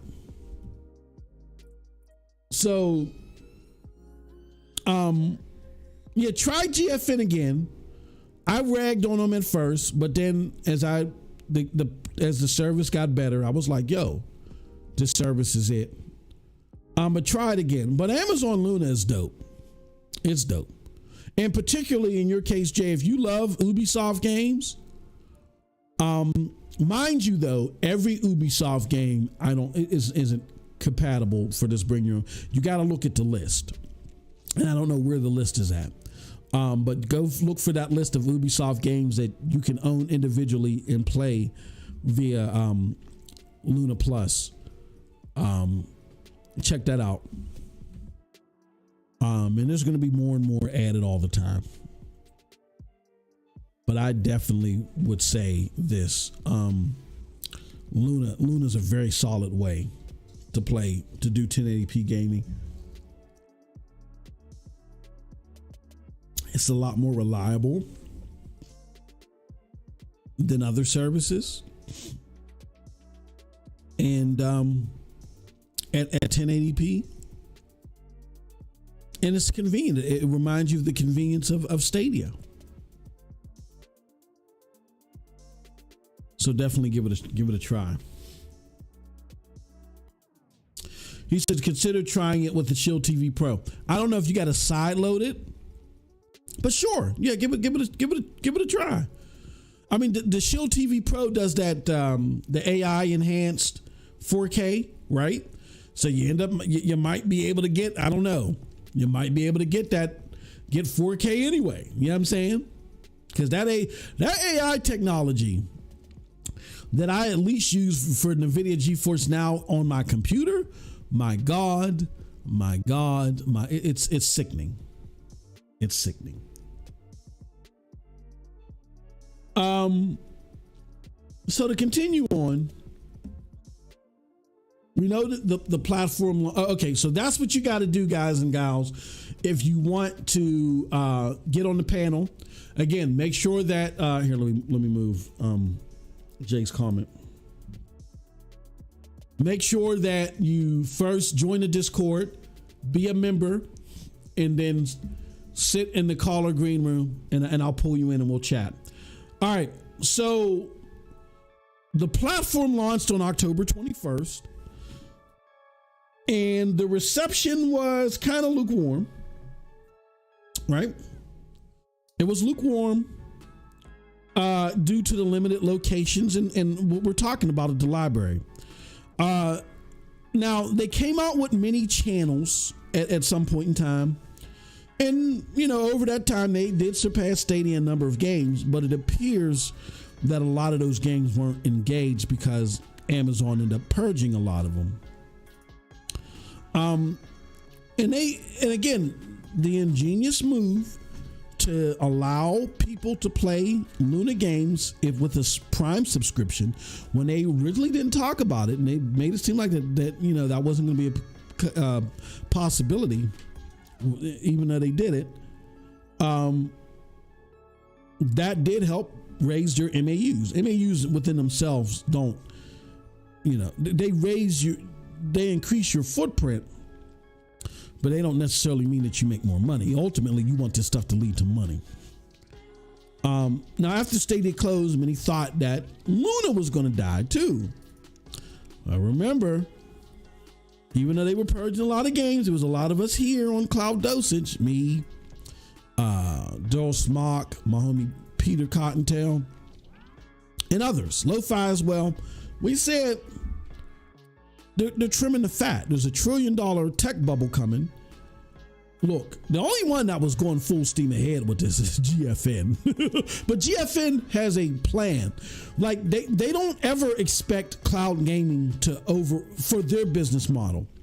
They don't ever expect cloud gaming to supersede their hardware revenues. They're a hardware company that understands that they can expand their footprint as far as people playing games by utilizing the cloud. But they don't ever expect it to supersede their cloud, their hardware revenues. So even though there's the tech bubble that was coming, which I'm not quite sure how it affected NVIDIA GeForce Now, they've always had a plan enacted to where cloud was important, but it was never going to, it's in their minds, it's never going to be more important than their hardware. Okay.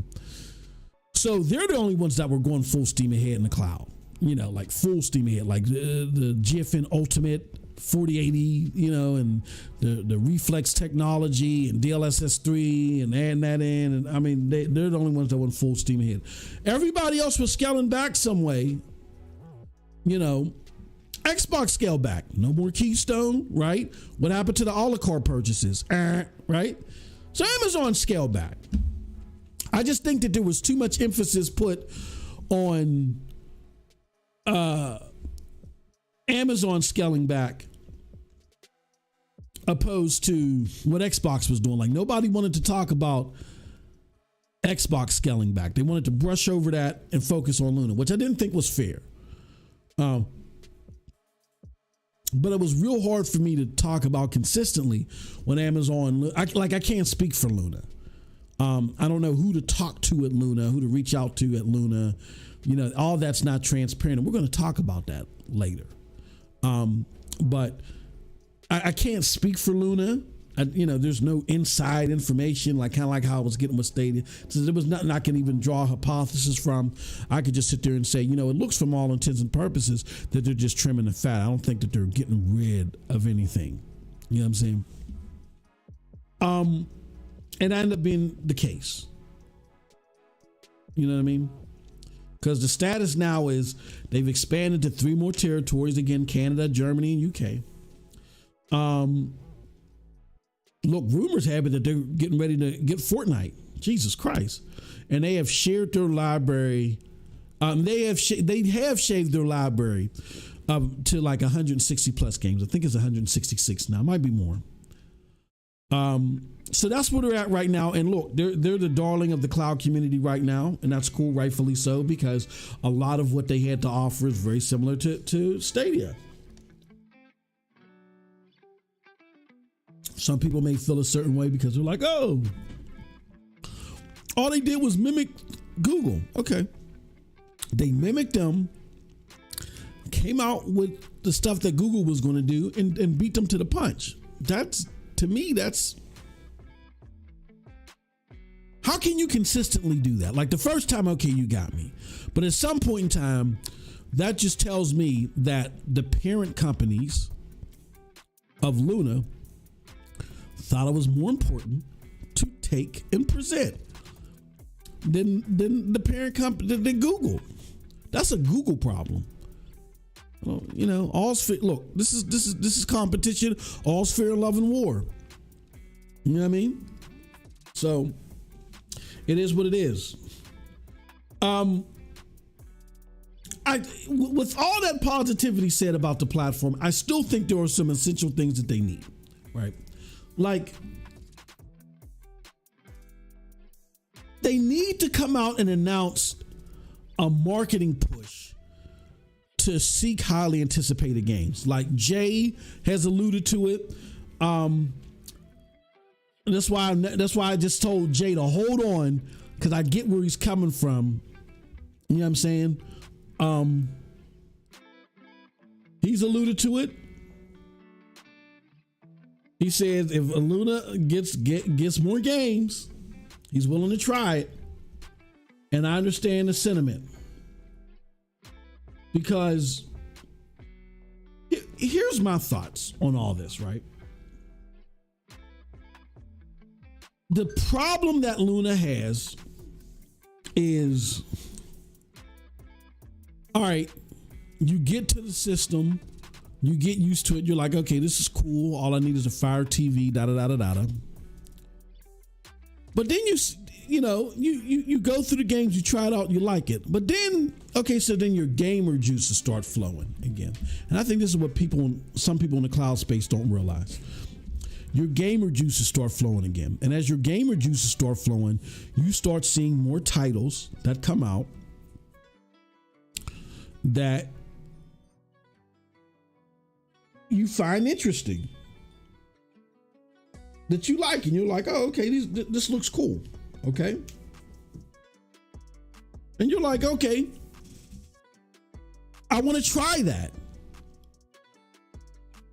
Because now you're paying more attention to the games that come out. And now you got this scenario where these games come out and none of the games that people are talking about, because now that you're paying attention, none of the games are hitting the platform. That's the problem Luna has. Right? That's Luna's problem in a nutshell. Hold on 1 second. Let me send this out. Let me see.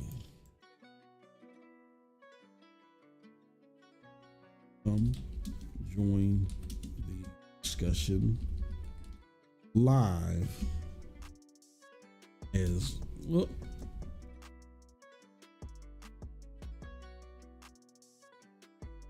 Talk.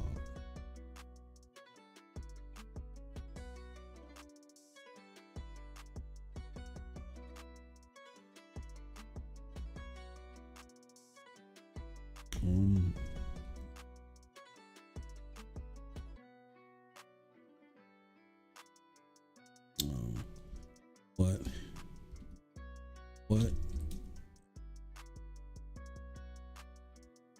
Right? What? Still. Okay. Put that out there. Tweet that, and then let's go back here.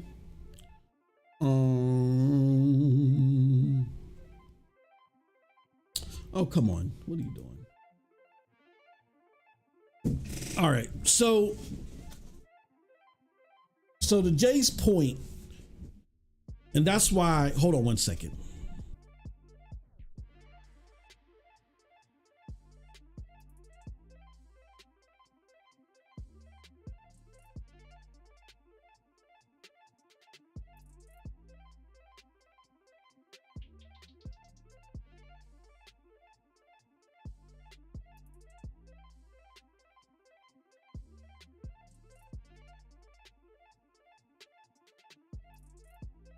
To Jay's point, which is a great one, and it's one you can't ignore. Even if you feel differently, you can't ignore it, because this is what a lot of gamers feel.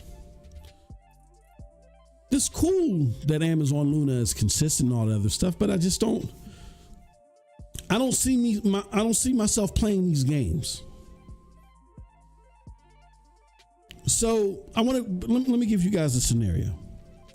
Say, for instance, because of where you live, I think this is probably the best scenario. You need to tweet people out for this one.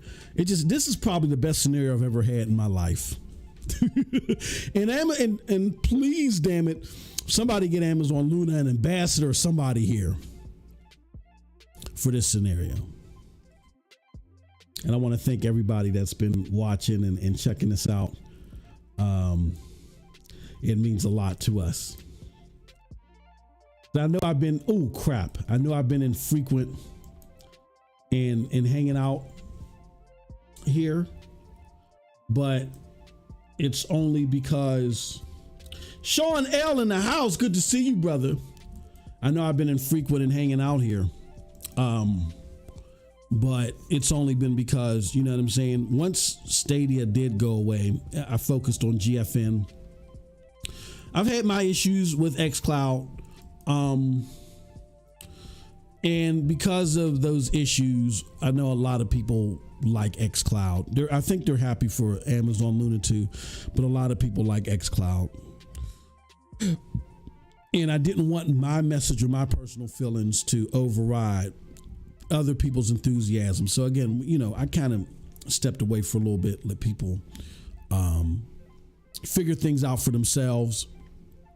And hopefully we'll be able to get more Xbox content on. We're already talking, we already got a show in the background. We just need to air the pilot and get it rolling. But we got an Xbox show coming. We got other shows coming as well. Here's the thing though.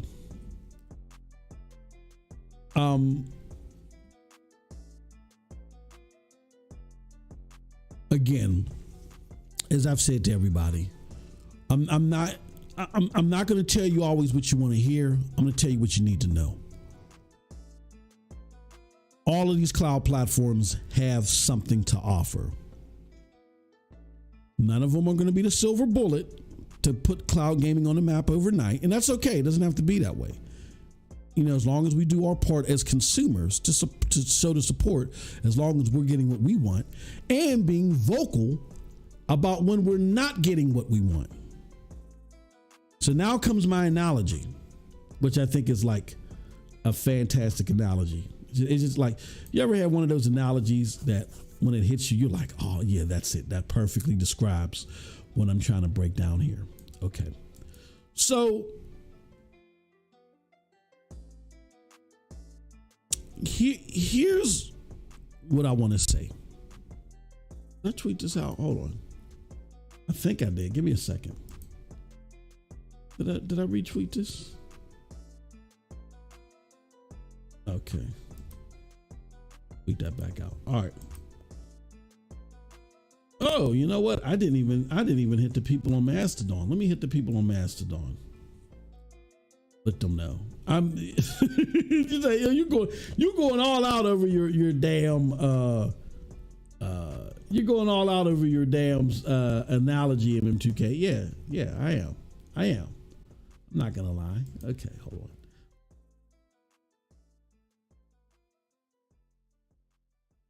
Cloud, let's do this. Cloud community.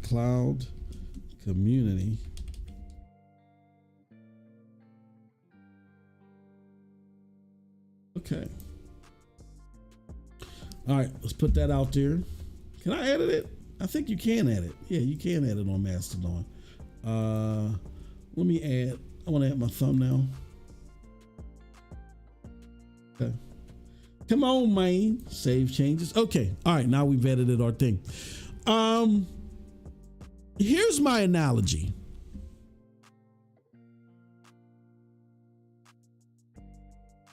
Say, for instance, you lived in a remote area.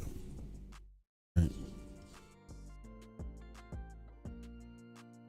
And because of where you lived, you were too far away from a movie theater. You grew up enjoying movies, right? You grew up enjoying them. You loved them. You remember when Ghostbusters came out, or whatever movie it is when you were a child, and they made your day. But life happens. You grew up because of work. You had to move out you bought a house in a remote area or whatever. Life changes occurred. Now you live in this remote area, right? Cable isn't the greatest.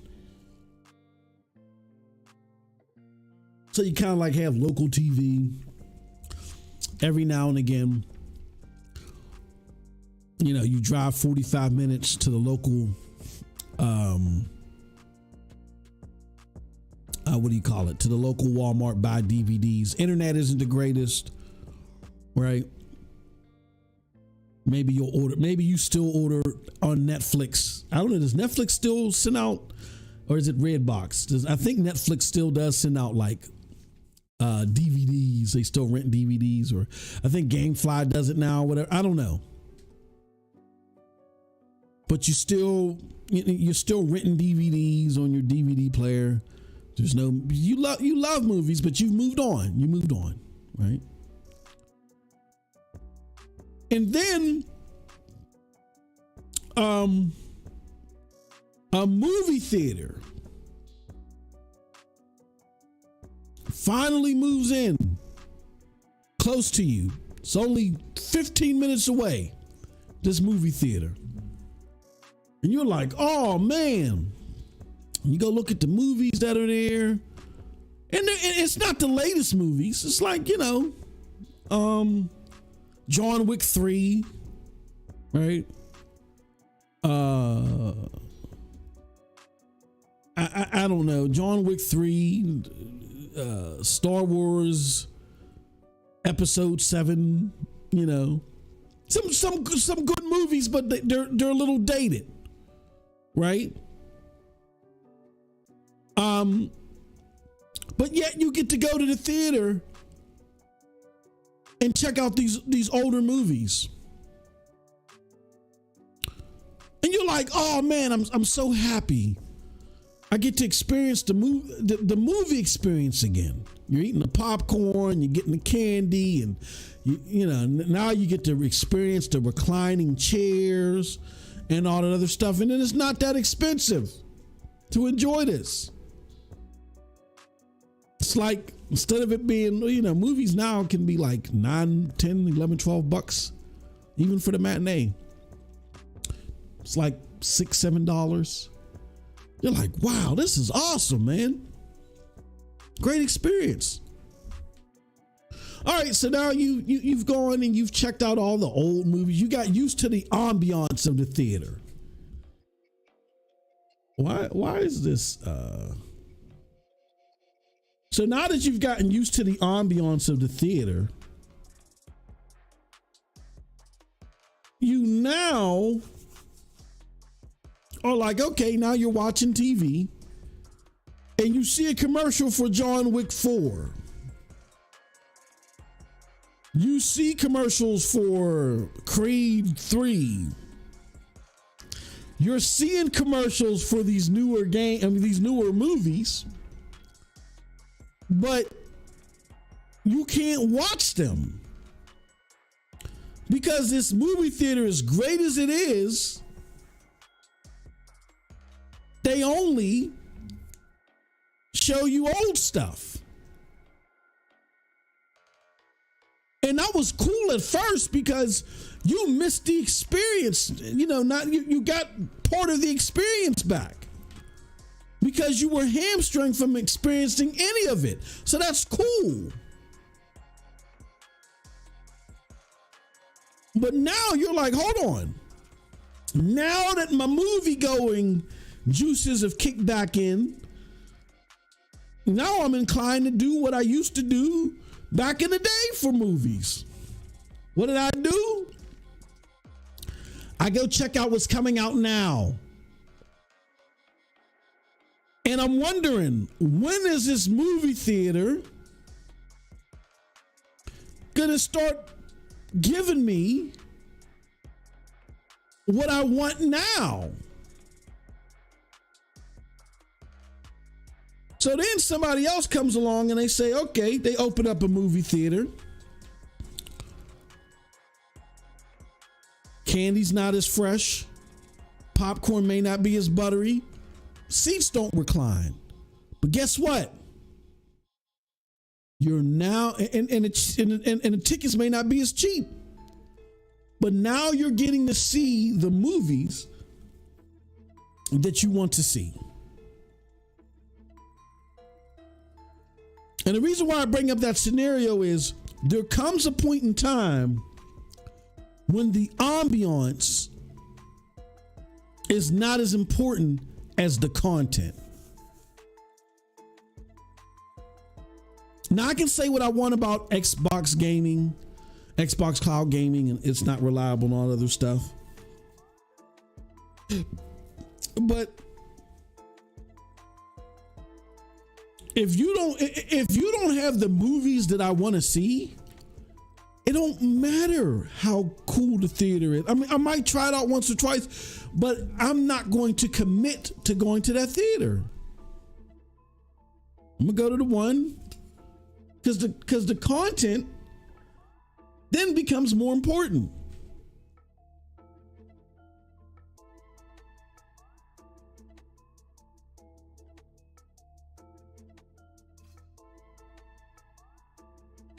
Now I'm wondering, for Amazon Luna, when are you going to start putting the content on there? So here's what Amazon Luna has to do in order to get that content, in order to address the content needs. I feel like, and I've said this before, I've said that what Amazon Luna may need to do is come up with a high-end channel. Like if they want to, I think they should have a channel with 10 games in there. And those 10 games should be a rotation of highly anticipated games that maybe change every month or two.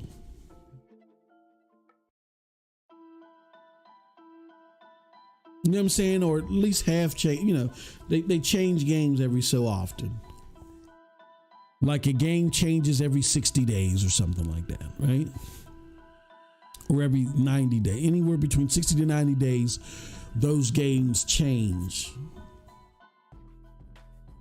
And then what happens is, after 90 days, maybe the game can be then offered via the bring your own game service. You can buy this game, and if you played it on Amazon, if you subscribe to Amazon Luna, such and such, maybe you'll get $5 off the game or something. I don't know. They can work out something. Maybe you don't get anything off the game, but if you want to buy it, after being able to rent it for 90 days, cool. They need like a high-end channel. And again, with this high-end channel, I understand that it's going to cost more. So what they're probably going to have to do for this high-end channel is I imagine charging anywhere between $15 to maybe even $20 to $25 a month. But if you think about it, when you look at game services like GameFly, you only get 2 games a month, right? You only get 2 games a month for $25. I think if you want 4 games, you got to pay $40 a month, right? So now, I think offering 10 games at $24.99, I don't think that's bad. And I think people would pay it. People would pay it. So they're going to have to, I think they would probably be best, again, offering 10 games, a rotating lineup of 10 games, $24.99 a month. And or utilize the bring your own game service. Like really work to try to get a game that's part of the bring your own game service. Really try to work to get it on the platform day of release or a week up to, after release. Boosteroid is doing it. You know what I'm saying? Like a game releases, Boosteroid, if they don't have a day and date, they get it like within a week. That's what I think needs to happen. They either need to have one or both. The bring your own game service, really whipping out access to games a week after launch, or they need a high-end channel that has like a rotating library of like 10 games. I think more than 10 games would probably be unsustainable. Maybe 7 to 10 games. The top 7 or 10 games out at the time, a high-end channel. You know what I mean? That's what I think they still need to do. Another thing that they need to do, to Cold Blood's point, that's why I was saying Cold Blood wasn't necessarily wrong when he suggested that maybe what they need to do is they need Call of Duty. So as the way things are going with this ABK case, which trust me, I'm not going to get into it. I'm exhausted talking about it. But the way things are slowly turning in Xbox's favor, they may be getting that ABK deal. They may be getting those games. Having Call of Duty on Amazon Luna, on any platform, cloud platform, would be huge. Amazon Luna needs to be part of that discussion. I'm hoping if the CMA is doing their job, they understand, because I've heard through the grapevine from people very close to Microsoft that the Bethesda deal and its Activision deal in large part was done because they wanted Amazon and Google to realize that they are willing to use their war chest to buy big ticket companies, take them off the table for them. Because these are smaller platforms by Amazon and Google, and they need third-party relationships to build upon. And if we take up all the big companies and you can't build any third-party relationships of any stature, like if you can't get Call of Duty, or if you can't get Starfield on Amazon Luna or Google Stadia, then you're going to lose out. You're going to be at a serious disadvantage. And the words that were said to me is, from the brass at Xbox, they wanted Amazon and Google to say, why bother? Now, again, I'm little old MM2K, spitting on my pop filter, trying to take my wife's credit card once a week. to buy games. If I heard that, I surmise that has gotten hold of these regulators, particularly at CMA and FTC. And if they are doing their homework, they're saying, okay, we see that you did a deal with Boosteroid. Great. We've seen that you did a deal with NVIDIA. Great.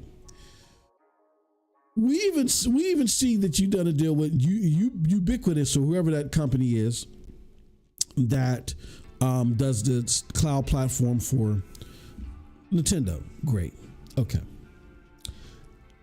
Here's the problem. Your frontline competitor that you've talked about multiple times, you lose sleep over, Amazon Luna. They're new in the game, and these type of relationships with the Call of Duty would be something that would help make them competitive as a new entrant into this sector.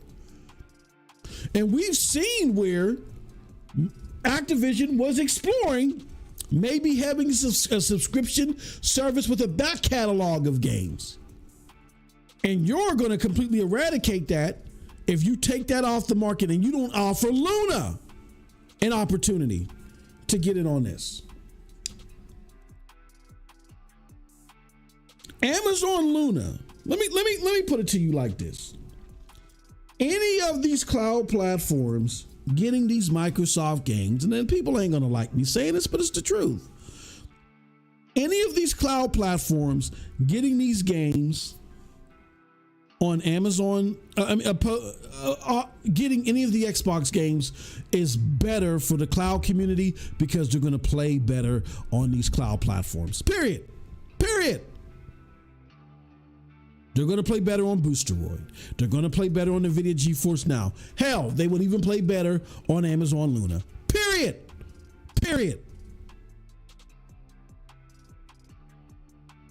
Xbox understands that this deal is worth $70 billion. Activision Blizzard brings in $7 billion a year. 10 times 7 is what? 70, right? So why not lease out this content and use these 10 years to get our money back and then build on our infrastructure at that time? Because in 10 years, we feel like we can build on our infrastructure to where these games on our platform solely is going to put us in another stratosphere. But it's going to take us a while to get there. Again, there was a prominent, let me see if I can find it. There was a prominent tech person. Here he goes.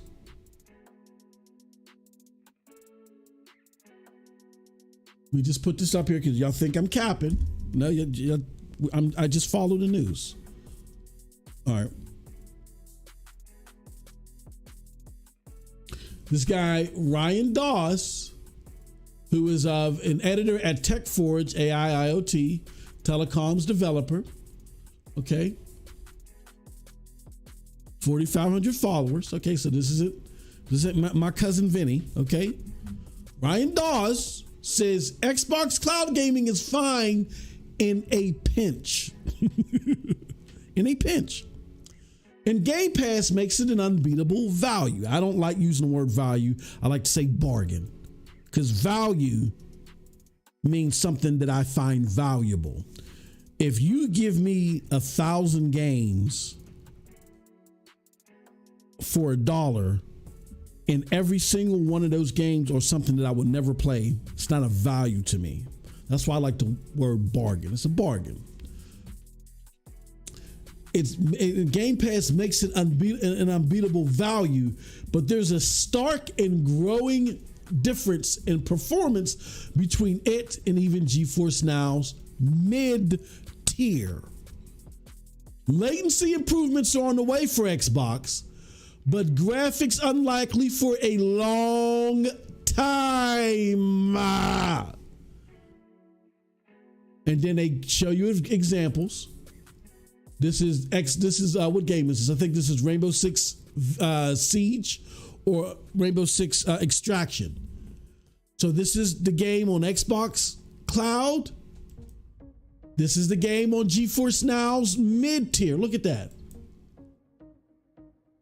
Look at the shadows. Look at the details. Look at the smoke. Look at everything. This is just a comparison on the mid-tier. Okay. So they told you. They're telling you. Xbox Cloud Gaming has a very long time to get up to par to its peers. You don't believe me? Go read what Xbox said to the CMA themselves. They said that our underlying tech is at a disadvantage to our peers. They basically said to you the same thing that I've been saying. They just said it nicer. And it's not my job to talk to adults nice. It's my job to talk to adults and inform. Well, that's the responsibility that I've taken. So I know people have taken liberties to, M2K, why are you being so mean to Xbox? I'm telling the truth. And I don't make any excuses for a multi-billion-dollar tech company that has been talking about cloud longer than all of its peers to be at the bottom as far as delivery. So, with that being said, despite my thoughts on how Xbox is performing in the cloud, the fact of the matter is they believe that their performance in the cloud is subpar. They believe it. Forget what I say. The hell with me. Listen to what they've said. So because of that, they realize that there is an audience that is attracted to cloud gaming, that they can make money and really start to hype up their cloud services in a roundabout way by allowing these other games to be on other people's cloud services that at the time perform better, and then work on their services, even though it says graphics unlikely for a time period, but 10 years should be long enough for them to figure it out, right? So once they get your mouth wet with playing all these games and get your juices flowing, playing all these games in the cloud, and after that 10th year, if these games are still popular as they hope, they then yank the games from whoever they feel like they would have won. They would have done years of free advertisement for these games, for these IPs, and now they're going to yank them. And they're going to put them on their platform. What does that sound like? That has been successful somewhere else in a completely different sector. What does that sound like? Let me see if anybody in the chat can get that. What does that sound like? You allow your IPs to be showcased elsewhere. And if you haven't voted in our poll, vote in our poll. Do you consider Amazon a more reliable company in the cloud than Google? Please answer that. Please. But who does that sound like? You have IP that you've allowed another service to utilize and go forth with, and then all of a sudden you just yank it. You yank it everywhere, and now you only distribute it. What does that sound like?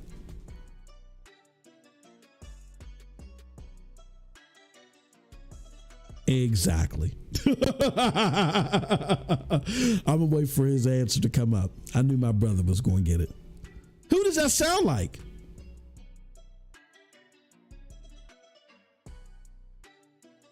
And it's been a success for that company, big time. All right. As soon as the comment pops up, I'm gonna put it on the screen.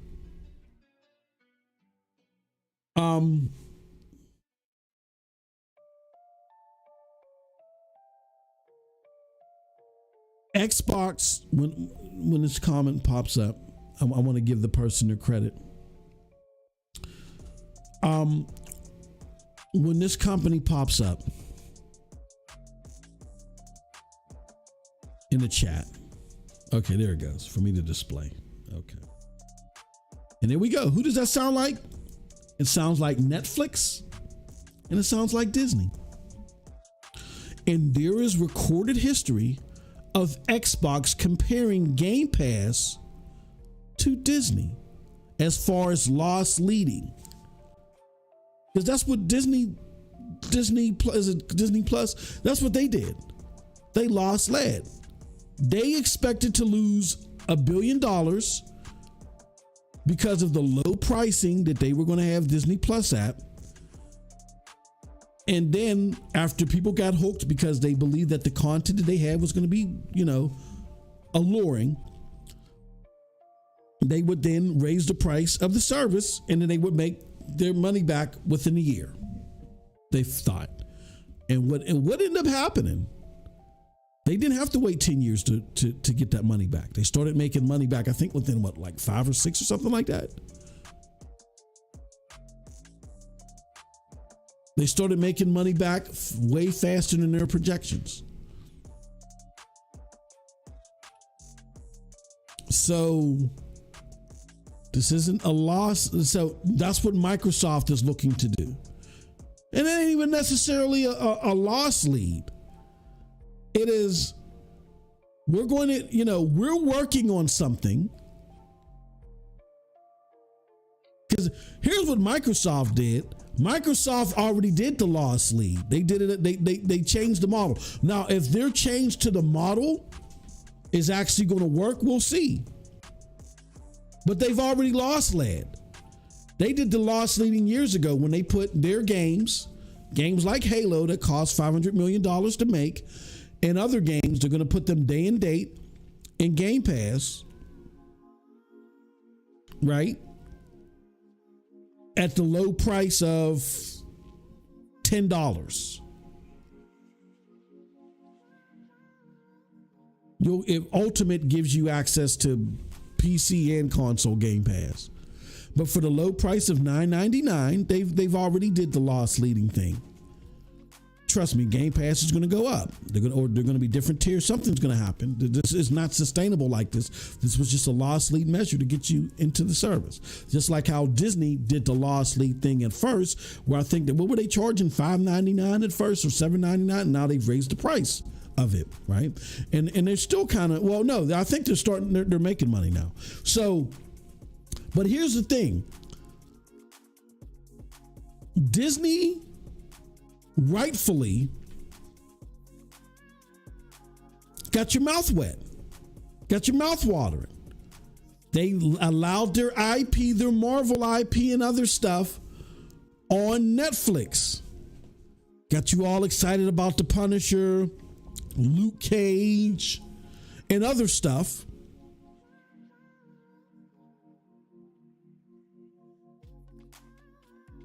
And now, and then after several years, after Disney Plus was finally ready, they yanked it and said now all this stuff is going to be on Disney Plus. Well, they stopped making content for it and said this stuff is now going to be on Disney Plus. Come over to us solely if you want to enjoy it. So that's the plan. The cloud services, it's a little bit different. They did the loss lead early on, where Disney did the loss lead on the back end after bringing back the IP. It's working a little different. We're going to see how it works out for Xbox, but they're pretty much using the Disney model as a guide. And they've said this on numerous times. We're looking at what Disney is doing, and that's why, we're following that model. Phil Spencer has said this. Or Xbox has said this. I'm not 100% sure if Phil Spencer said it, but I think he did. Was it him and Satya? I got to find that interview. But they've mentioned this. I want to say I moved in 2021. I was still in my old house. Yeah, we moved here in 2021. I was still at my old house when this came out. So I want to say they said this in like 2020. I don't think it was 2021 when they said this. I think this was 2020. But yeah, they're following the Disney model. So that's why they're putting all these games out there. But imagine this. And they're doing this to, again, remedy the CMA, but again, too, to get people enthused about their IP in the cloud. So when they feel like the cloud is ready on their end, or cloud is just ready in general, then they just yank it from you. And then they feel like they will be the benefactors. Here's the problem that they're facing now. They don't want Amazon Luna to benefit from this directly.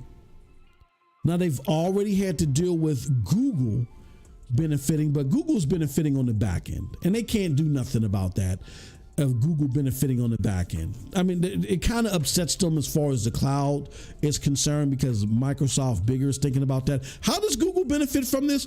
Well, think about it. Google and NVIDIA approached CMA or FTC and complained about the deal. Next thing you know, NVIDIA gets a deal. Ubiquitous, the company that is working with Nintendo for cloud, gets a deal. And I know I'm butchering it. It's Ubiquitous or whatever the hell it is.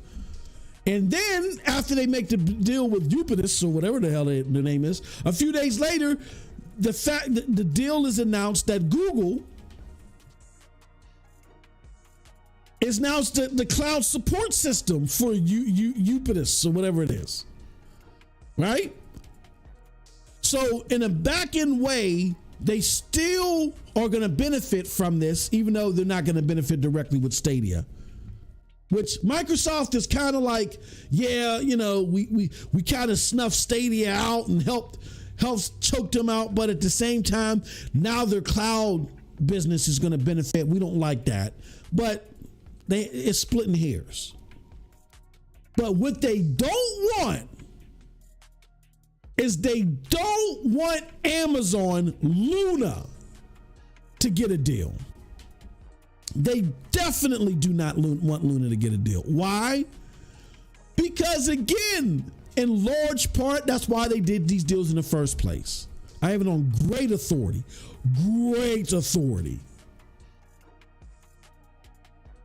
The same great authority in many ways through the back channels to Xbox that I have. When I found out that Outriders was coming to Xbox Game Pass day and date. And remember, I told you guys, I followed up with even though Outriders is coming day and date, this is why I'm still going to get it on Stadia. I made that video as a response of me finding out early, before there was a Game Pass tweet or anything. I found out early through back channels that the game was coming day and date to Game Pass. I said, God dang. And I made that video. Through the same authority,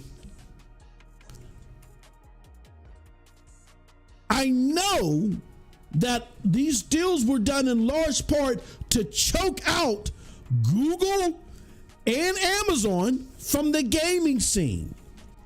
Google's already tapped out. They're supporting a cloud game streaming platform, but that's not the same. Now left is Amazon Luna, and Amazon Luna just expanded. And I'm going to tell you, Amazon Luna can do a couple of things, because I'm not the biggest fan of this ABK deal, even though I love the thought of these games coming to the cloud. But NVIDIA's already got them coming for 10 years, regardless if the ABK deal goes through or not. I would love the impact of Call of Duty coming to the cloud, but not at the risk of some of the things that the ABK deal represents to me. That being said, that's a whole nother podcast. But what Amazon can do is they can look, if Amazon is offered a deal, then my concerns for ABK automatically go away. Because I'm not no fanboy that cares whether or not Microsoft makes more money than PlayStation. I don't care about that stuff. I care about the preservation of AAA genre-defining content still being invested in and still being at the crux of what these platforms are working towards. Okay. And I got many issues with this deal in relation to that. That being said, those concerns go away if Amazon gets added, because then Microsoft would then have to set a precedent that, damn, whenever we do one of these deals, because if they keep getting bigger and bigger and bigger, they're going to have to concede. If the regulatory side in their favor and this deal goes through, then Microsoft then becomes bigger. Then they don't have the argument anymore. You got to let us compete. We can't compete without this. Now they're right up there with Tencent and PlayStation. So if another deal of this magnitude or even close to it or whatever, even a portion of it is allowed, that's going to make Microsoft bigger. They're going to make them number one. The next time around, there's going to be a lot more scrutiny because you're not going to have the excuse of, well, let us compete. You're already competing now. So if the precedent is set that in order for you to get access to these companies that you had to do 10-year deals before, you best believe they're going to have to do 10-year deals again or do something of that magnitude, if not more, again, if it's allowed. And they don't want to keep putting themselves in a position to keep acquiring companies, big companies, and allowing Amazon Luna to access the games. That is the purpose of them acquiring them in large part, to choke them out. So then that would mean that in all likelihood, the big acquisitions from Microsoft would be held off after the ABK deal, if it goes through, as long as they have to continue to give games to Amazon Luna. Because trust me, if they got to do it now, they're going to have to do it again in the future for all these companies. And Microsoft really doesn't want to do that. And then the other benefit is, even if they stop doing it and the ABK deal goes through, now Call of Duty will be all over the cloud for 10 years.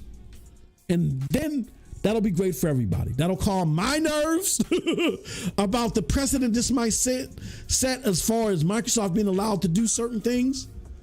That'll relieve me as a cloud gamer. Now, the big ticket games, I would love to be able to play Diablo in the cloud. Oh my God. I'm not, me personally, I know Call of Duty is the bigger get for the cloud, but as a gamer, I'd rather get my hands on Diablo in the cloud. That would be awesome. And that's just going to make the cloud that much bigger. So Amazon Luna has to, if they really want to respect in the hearts and minds of the cloud community, if they want this to persist, they gotta position themselves for one of these Game Pass deal. Either create a Game Pass channel, or again, through the bring your own games, allow the Microsoft games to be playable BYOG on Luna Plus. I am hoping, because the difference with Amazon Luna is they have development studios that earlier on have had success. I get that players for New World and players for Lost Ark may have fallen off, but they've still seen success with them. And in 10 years from now, and then they got other games coming, and they signed that deal with for the Tomb Raider series. 10 years from now, Amazon could become a juggernaut in the game creation space. So if you give them 10 years of Call of Duty, Diablo, whatever, A, there's no guarantee that Call of Duty, Diablo, and whatever is still going to be popular 10 years from now. And B, within those 10 years, they still could be developing stuff that is better than what you're able to supply, especially if those games lose their popularity.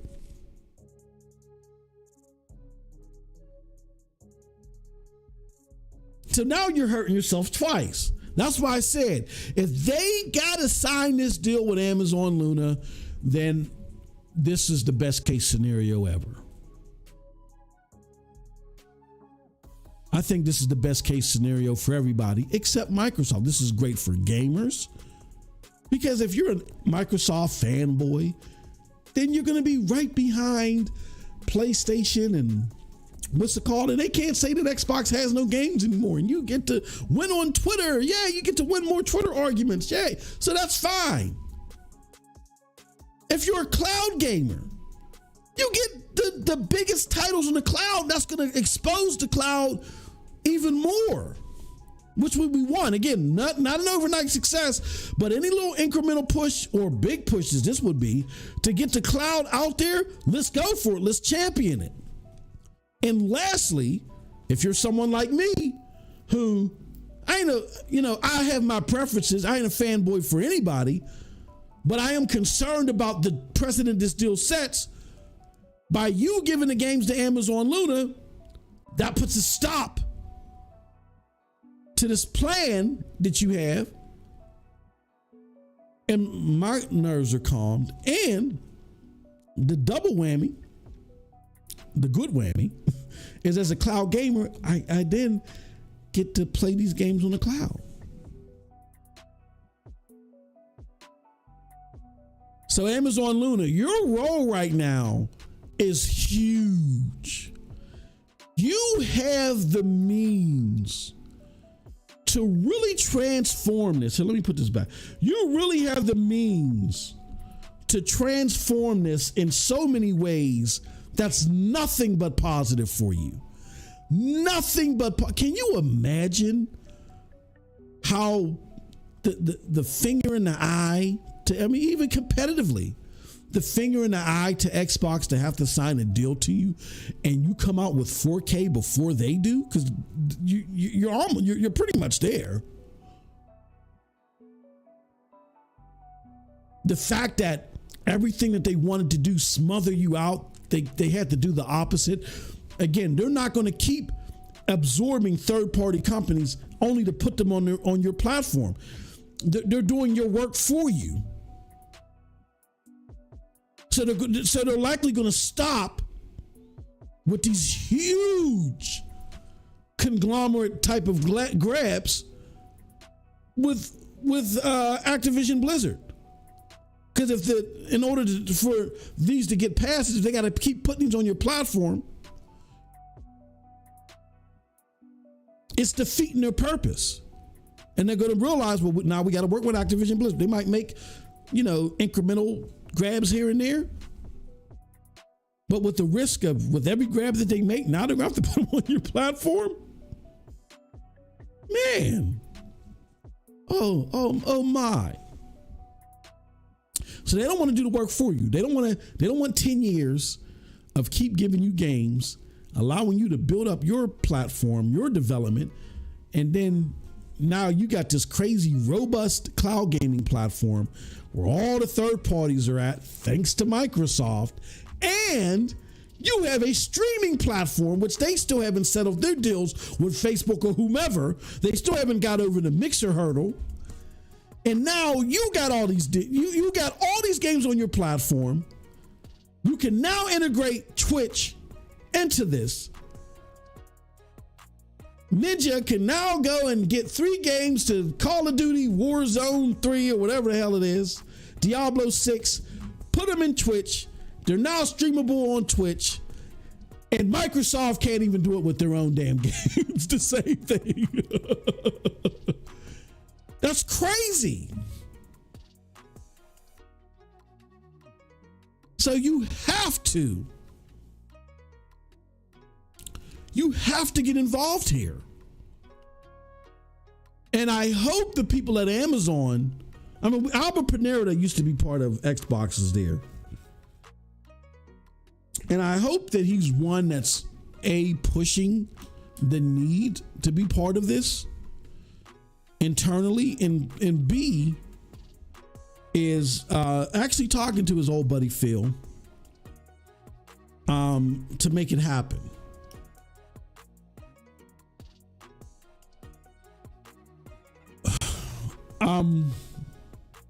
You got to do this, Amazon Luna. I think your long-term trajectory depends on it.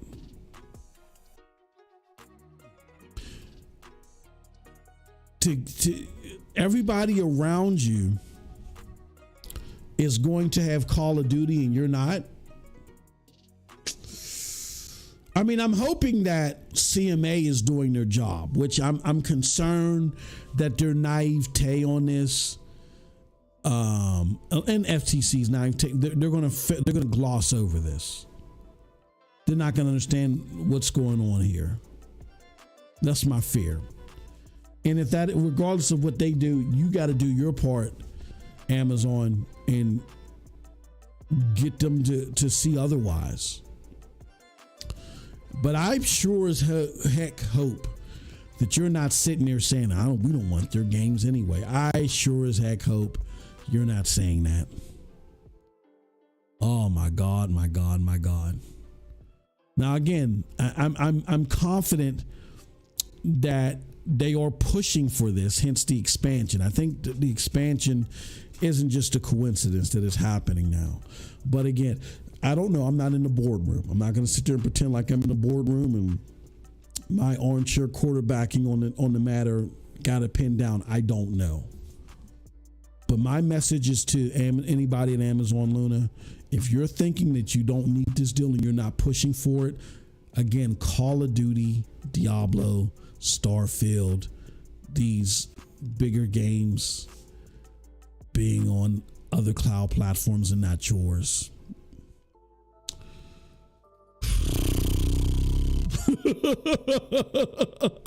And then here's what's going to happen.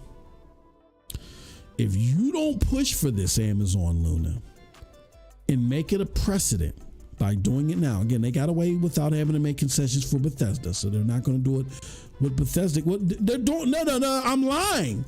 They're doing it with Bethesda games on NVIDIA and freaking Boosteroid. So if you can't get the same type of deal from them, if you can't get the same type of deal, listen, so then you're trying to tell me that Bethesda games and APK games are going to be on the cloud in other places except for you.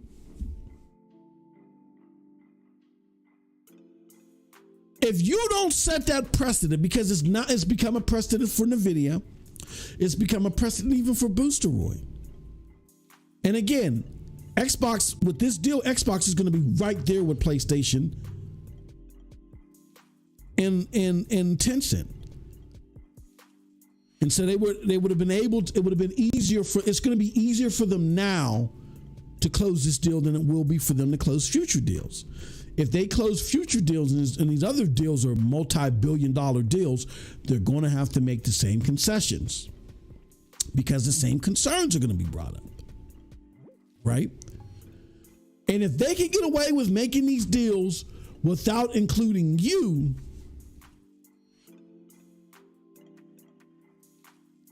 that's not good. Now, they may be able to run into a wall. Let's just say if they go and acquire Ubisoft, right? And then they're like, okay, we're going to do a 10-year deal with Amazon Luna over Ubisoft. You already got Ubisoft. So now, you know what I'm saying? So you still lose out because you didn't get ABK Bethesda. Make the precedent now. All right, we're going to go buy 4A. So the Metro games. You already got Metro, I think, right? Doesn't Luna already have Metro? Make the precedent now. If you within Amazon Luna are not working on getting part of this APK deal like how NVIDIA did and how, damn it, even Google did. Oh my God. And then all this celebration that we're doing in the community is preemptive. Yeah, I said it. It's preemptive. And then for the very first time, I would have to look at my Amazon subscription and I would say, I might have to let this puppy lapse. Y'all need this deal. You know what I'm saying? Now, if you fight for it and it don't work out, that's different. But we haven't heard anything from Amazon. Amazon hasn't given, maybe that's a strategy. I don't know. Maybe they're playing their cards close to the, I don't know. But I hope to God it's not because you think you don't need this deal. You need it. We need it as gamers, but you need it.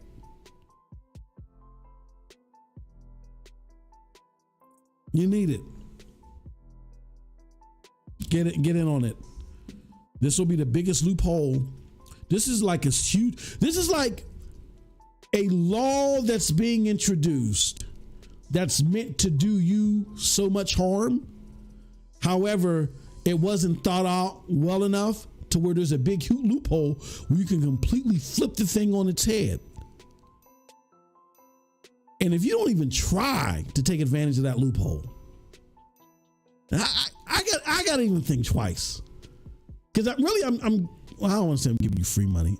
Plenty of months I've did because I didn't want my subscription to lapse because I really had a lot of confidence in you. But you gotta get in on this deal, period. All right. Now,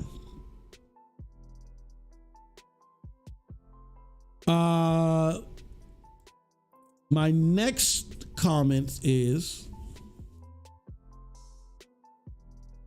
there's even more that I think they need to do. They need 4K, definitely. They got to get into more countries, definitely. And this is the biggest part. They got to become more visible to creators and gamers. They have to. Like I don't know. I mean, outside of Albert Panera, I don't know who you know. I mean, I understand there's Luna ambassadors, and that's cool. But who are these people at Amazon Luna? Can we meet them? Are they going to talk to people? Like I've, you know, without me being an ambassador,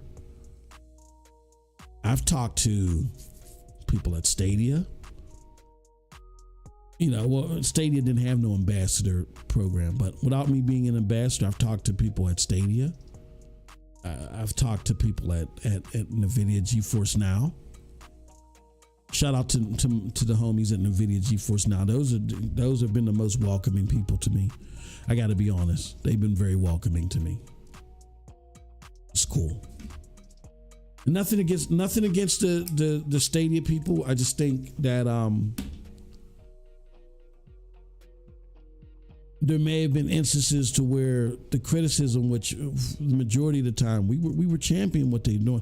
I just think some of the criticisms that they may have gotten, which was meant for the best, maybe they didn't digest well, and some dynamics changed. I can tell you from my experience with NVIDIA GeForce Now at this moment, the criticisms are welcome. Like I don't feel no like cold shoulder or anything like that. So shout out to NVIDIA GeForce Now. Again, I mean, and that's not to say that the Stadia relationship was bad. No, not at all. It's just that I'm giving flowers where they got to be desired. In this short amount of time, the NVIDIA GeForce Now has been there for your boy. You know what I'm saying? Like, as far as communication, good, bad, indifferent, whatever, man. They've been there for your boy, and there has been no hard feelings. And I used to dog them, bruh. I used to dog them. Dinner time, dog. I used to dog them out. You know what I'm saying?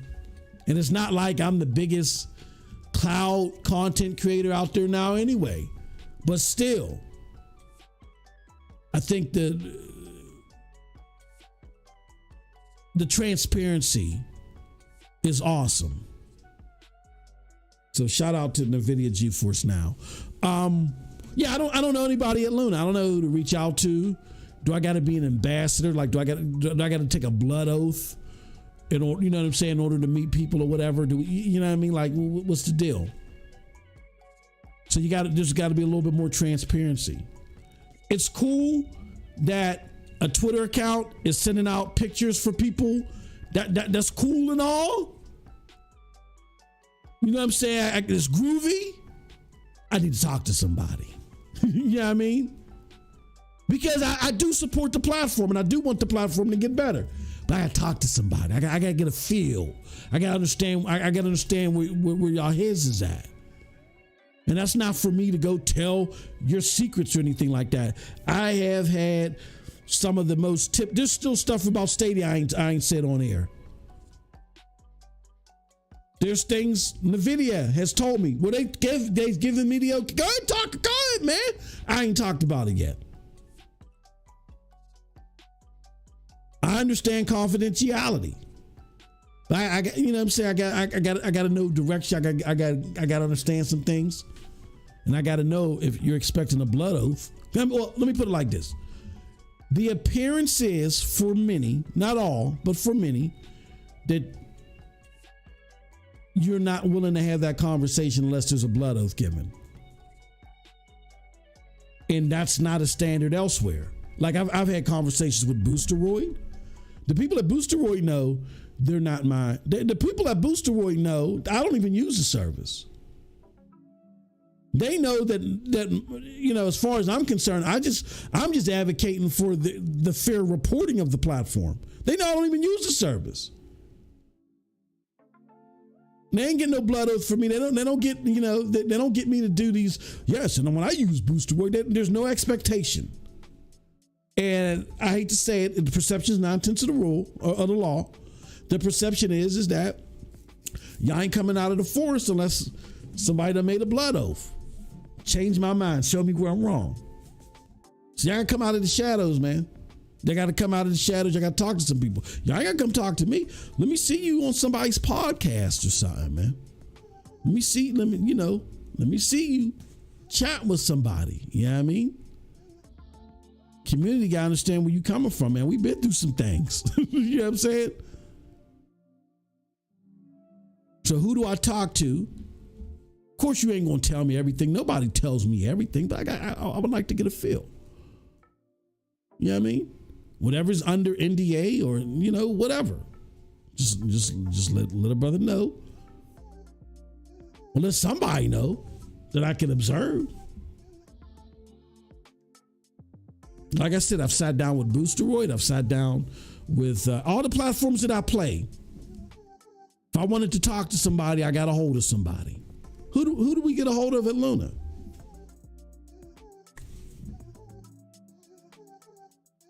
All right. So those are my thoughts. Sean L says, blood oath. Those are my thoughts. You know what I'm saying? But now we're going to take it back to the chat. And I want to go back here to remind people that we're 3 hours strong, man. I didn't even realize we were 2 hours. I was like, golly, this is how long I haven't been doing this.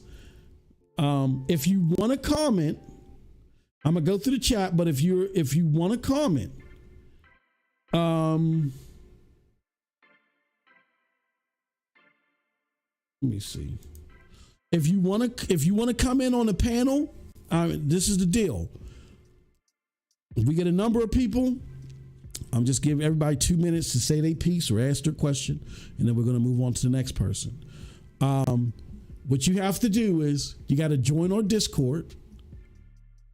Make sure you're a member. If you're not a member, or if you are, make sure you join. You connect your Discord and your membership together. If you are a member for some reason and you can't, you know, your Discord role doesn't allow you to see this right here where it says guest lobby, let me know. I'll drag, you know, I'll be able to validate real quick that you're a member and I'll drag you in. You know what I'm saying? And then if everything is Gucci, then just go sit in the caller green room with the other people. Y'all can chat it up. I'll hop in there real quick and I'm gonna pull you into the panel and we, you know, give you your 2 minutes to speak. Or if there's nobody else in there, you know, let you talk for a moment. You could curse me out, do whatever you got to do about this. But those are my thoughts. Just to run through them real quick.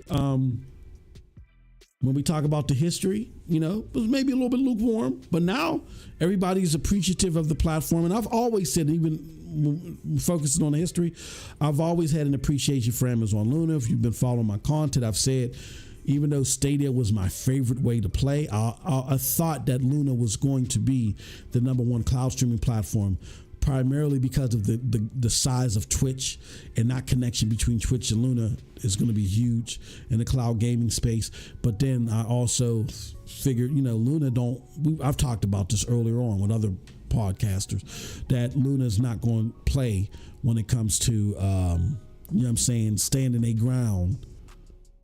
You feel me? Standing their ground and throwing money at something. They are not as fickle as Google. They are not as fickle as Google. And I want you guys to think of this. I'm not saying this to try to validate my following of Google. I've seen data, I've seen activity, and crunched some numbers that led me to believe that out of all these cloud platforms, Google probably made the most revenue. Even with that, they still bowed out.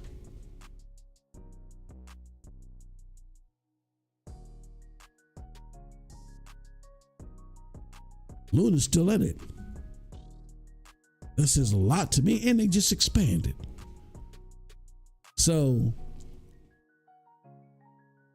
even though as a platform, I preferred Stadia.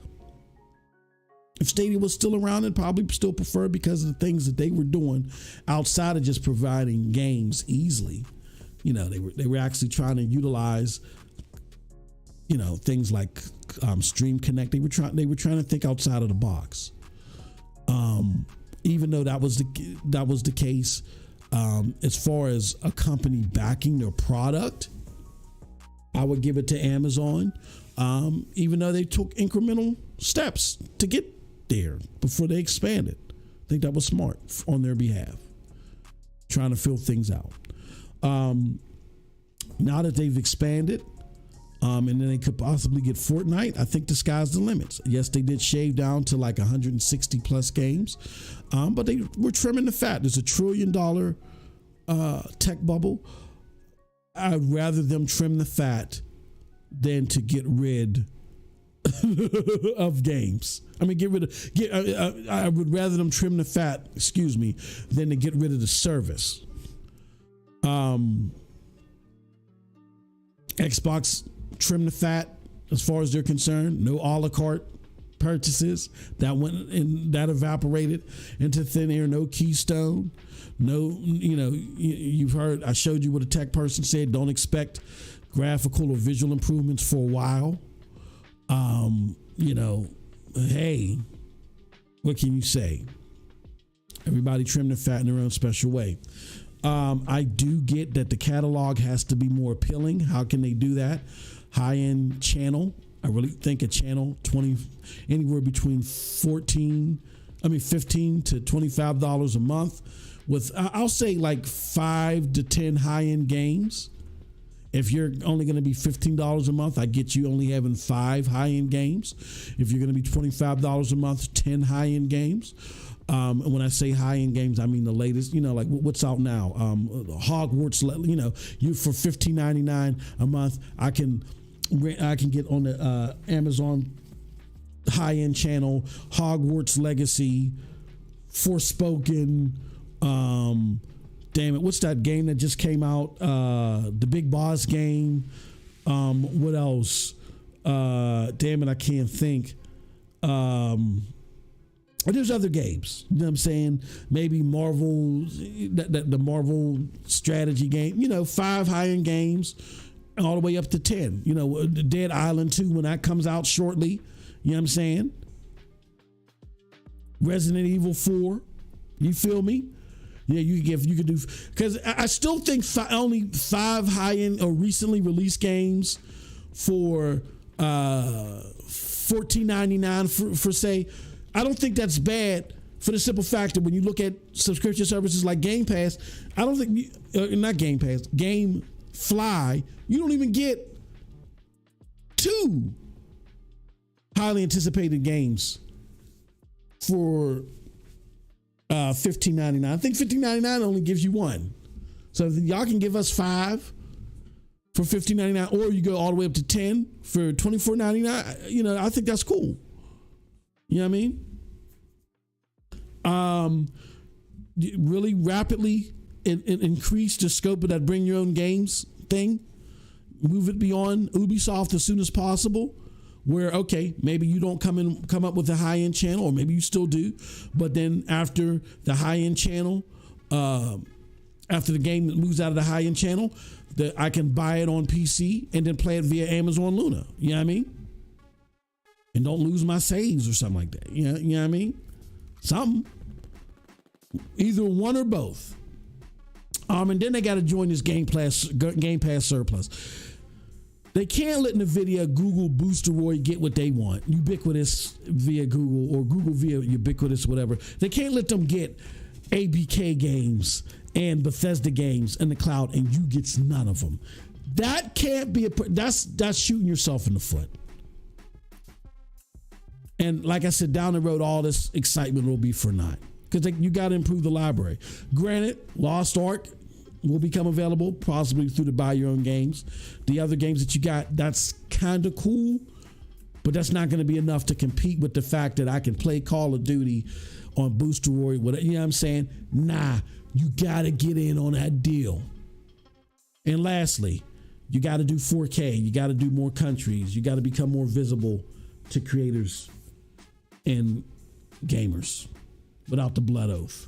All right, I want to show you guys one more thing. We don't have time to go over it.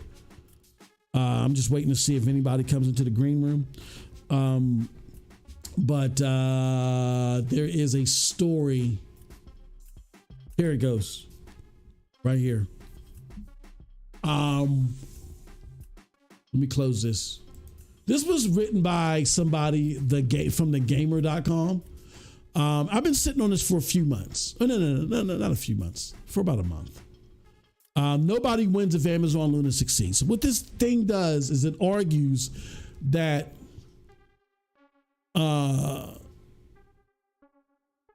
Luna as a standalone cloud platform is useless. And they do the same thing that my brother Cold Blood did. They try to use Stadia as the core, the crux of that argument. And one thing I gotta say is, I was mad about what was said. I mean, mad in the sense of how ignorant can you be about this? But then I had to think about it, like, yo, Stadia did close, and the one big argument that they have here is Stadia closed down and people lost access to their games.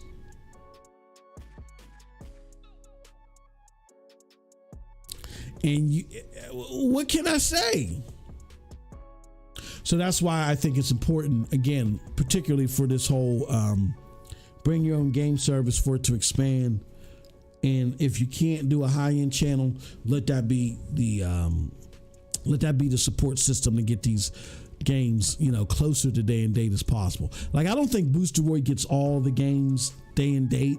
I think it takes them a few days to work some things out. But if Boosteroid can do it as a small independent cloud gaming company, I think you can do it too.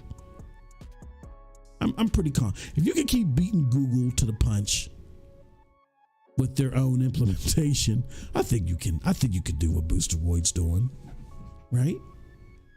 So that's my thoughts. All right, we got somebody in the caller green room. So this is what I'm going to do. We got my brother Sean L. I see you, brother. Let me do this. And let me join. Well, let me see. Hold on. SLS featured MM2K. I gotta hop in. Oh, they let me. What? Hold on. That's weird. What the hell is going on? Something weird is going on. Hold on 1 second, Sean. Oh my God. Okay, let me get out of here. Why can't I?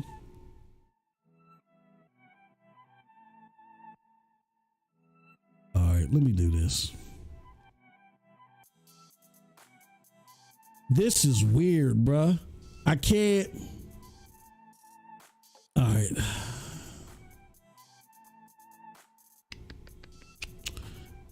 It just did something weird. Let me close the Discord. Let me get back in because we got our first caller, which is Sean L. Sean, I see you, brother.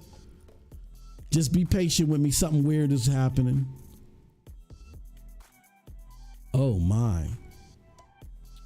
What the hell is going on here? All I did was close the. Hold on. Sound. All my show channels is gone. This is wild, B. Crap. Is there another? Let me close this out one more time. Hold on. Y'all gonna make me into liars. Golly. Y'all gonna turn me into liars. Members hub. All right, I might have to put him in there. Let me close this out. All right, and let me open this back up. Y'all gonna turn me into liars. Hold on, Sean. I'm coming, bro. Damn it, where's Discord? Where's the Discord at?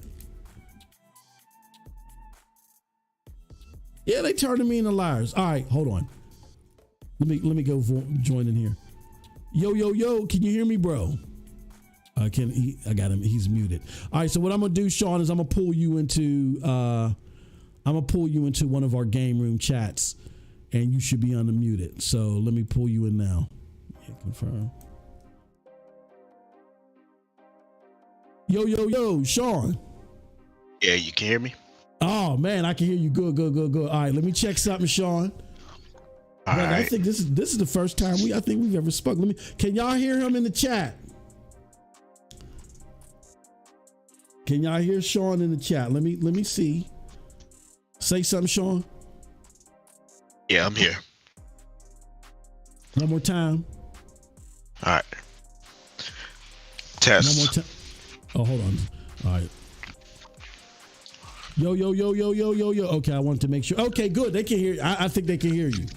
They should be able to hear you. All right, good. What's going on, good brother? How you been, man? Man, I've been pretty good. How about yourself? You know, taking it one day at a time around here. I hear that, man. Hey, man, thank you for your support, for all the years you've been supporting me, man. I really appreciate it. You one of the real ones, man. And I had to say that to you once we got on the horn together, man. Thank you so much. I appreciate it, really. No, thank you for the opportunity. Thank you for even coming out here doing this, like this. Your shows and everything you used to put on is what actually really got me back into gaming. I kind of took a step back, but seeing how passionate other people were on like the grown man level, is what really drove me back into gaming. Yeah, and I get it. Sometimes I don't put things down nice. My kids have been scolding me.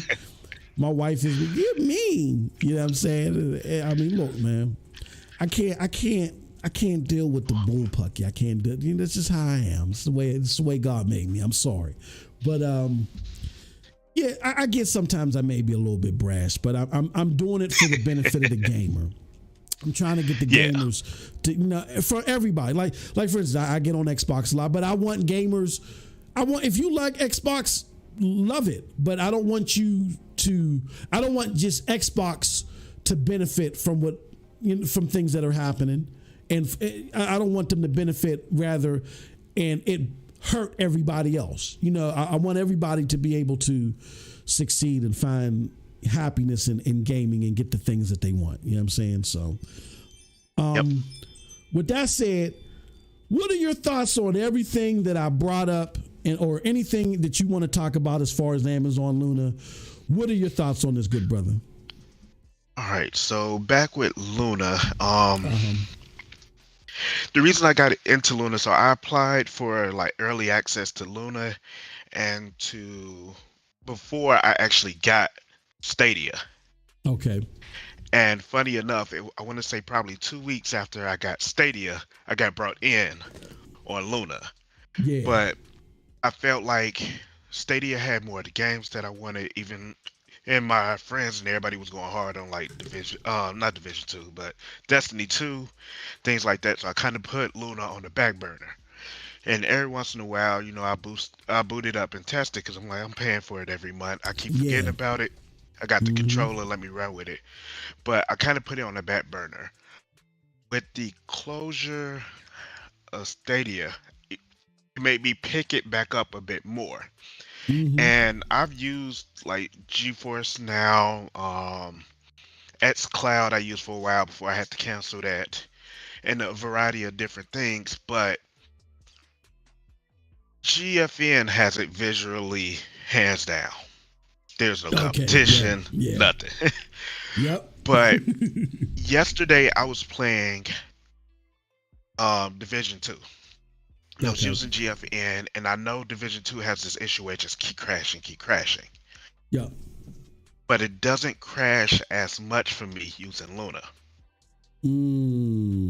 Okay. So I find myself now playing it more on Luna than I do on GFN.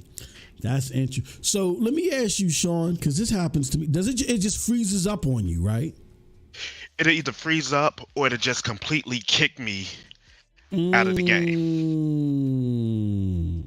And Bro. it'll still do it on Luna, but it doesn't do it as often. Because for Okay. GFN for a while, it got like every 5 minutes. As soon as I'm tackling the control point, it kick. That's wild, bro. Yeah. Hey, you know what? Yep. I don't know if you've seen any of my streams. Oh yeah, you was there when I was playing on Twitch the one time. Yep. And right before I was about to take out that rogue agent, it just froze up on me, and then I got killed. Yep.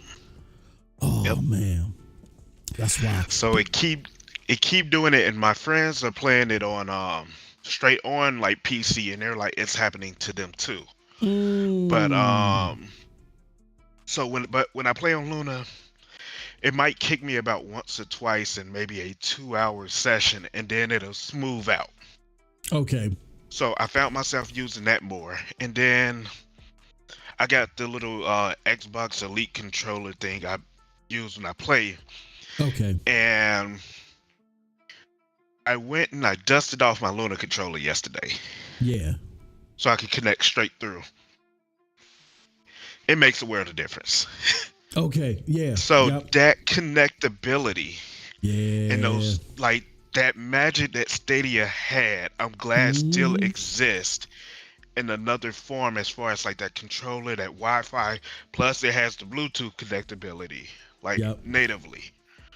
Yep. So for me, I really do like and appreciate Luna. I fell back when a lot of the games I started enjoying were starting to come off of the platform. And it's like, all right, I'm not about to start over because not all of the save datas were transferring over perfectly on PC. Yeah, I got you. And so I fell back for a while, and I was like, all right, it's cool. I like it. I'm just gonna hop in on it whenever I grab my Steam Deck and I just feel like running something. But the more I've started using it lately, the more I go back to appreciating the simpler things. I know it's not 4K, 120, but as long as it runs, I'm straight. Now, do you play Luna? Do you play it on your Steam Deck? You said. Yeah, I play it on Steam Deck and on my PC. And how's it run on Steam Deck? Smooth. Oh wow. Okay. Yep. Okay. It runs perfectly smooth. Yep. Yeah, man. So, what happened? So I didn't think they were actually ready to launch on the international side. Part of me feel like maybe the international launch is in response to what's going on with Xbox. Yeah. But they kind of had to. I feel like they even dropped the beta tag too early. Because when they come down to criticizing xCloud, the sword that they'll follow on is, it's still in beta, Yeah. Oh, okay. So, yep. So, but now using it, seeing the spikes. I wonder if it just realized that in the US it can't compete alone against those other services. That maybe they do have to tap out to different countries. Yeah, to go to different regions. I'm hopeful, Sean. This is what I'm hopeful for. I'm hopeful for that they did this because they saw NVIDIA, or not maybe they saw, but they realized that there was an opportunity for them to get Call of Duty, the biggest. Okay. I think the single biggest game to be an influence in the cloud, I think, is Call of Duty, and if NVIDIA is getting it, and then Google's company that they're backing now, Ubisoft or whatever the hell it is, if they're getting it, and then Amazon don't get it, that's gonna be tough, man. Because look, Fortnite is big, but in the cloud, Xbox kind of got that lockdown. Unfortunately, they kind of got it locked down because it's free. You know what I'm saying? Like, you ain't got to join Luna Plus. You ain't got to join GFN in order to, you know what I'm saying? Like, you can do GFN free, but it's not the same, I don't think. Yeah. You just go into the beta thing and you play Fortnite, and there you go. So I think Xbox got Fortnite on lock as far as cloud services are concerned. The next big thing is Call of Duty, and therefore they got to get Call of Duty on the platform too. If it's everywhere else, I mean, what do you think? Or you think I'm being exaggerating? I'm over exaggerating it, or do you think they need Call of Duty on Luna if it's going everywhere else, or it's not that big of a deal? That's a good question. So I think they do, as far as optics go, need Call of Duty. Whether anybody get on there and really play it or not. But I think as far as optics go, they need it. But I'm not really sure what would be the game to really break them through. Because I wonder if you saw like a few months back where people were saying like, the Fortnite thing plastered on, was released on Luna, but they wasn't sure if it was an accident and stuff like that. Like you said, even if Fortnite came to Luna, if people still don't trust Luna or still have this taste about cloud up in there, it doesn't matter what they put on there. Yep. So I do like the fact that Amazon's affordability and the way that they try to wing people into Luna. I mean, at least they advertising. That's something Google didn't even do. Yeah. Yep. So it's like everything you get, anytime you go to Amazon, anytime you start ordering stuff from Amazon, you might see a little Luna sticker, a logo, or something on something. So at least they're advertising, but I don't know if a singular game will push them through. I do believe what you said about big name streamers could make that difference. If they do partner up a big name streamer and hey, we're gonna play Call of Duty. Yeah. That I think will get people to it. So for them it's a two-pronged attack I believe they need. They need the names and the games. Yeah. No, I agree. I just, my concern is it's not just them getting it on the platform, it's them getting it on the platform and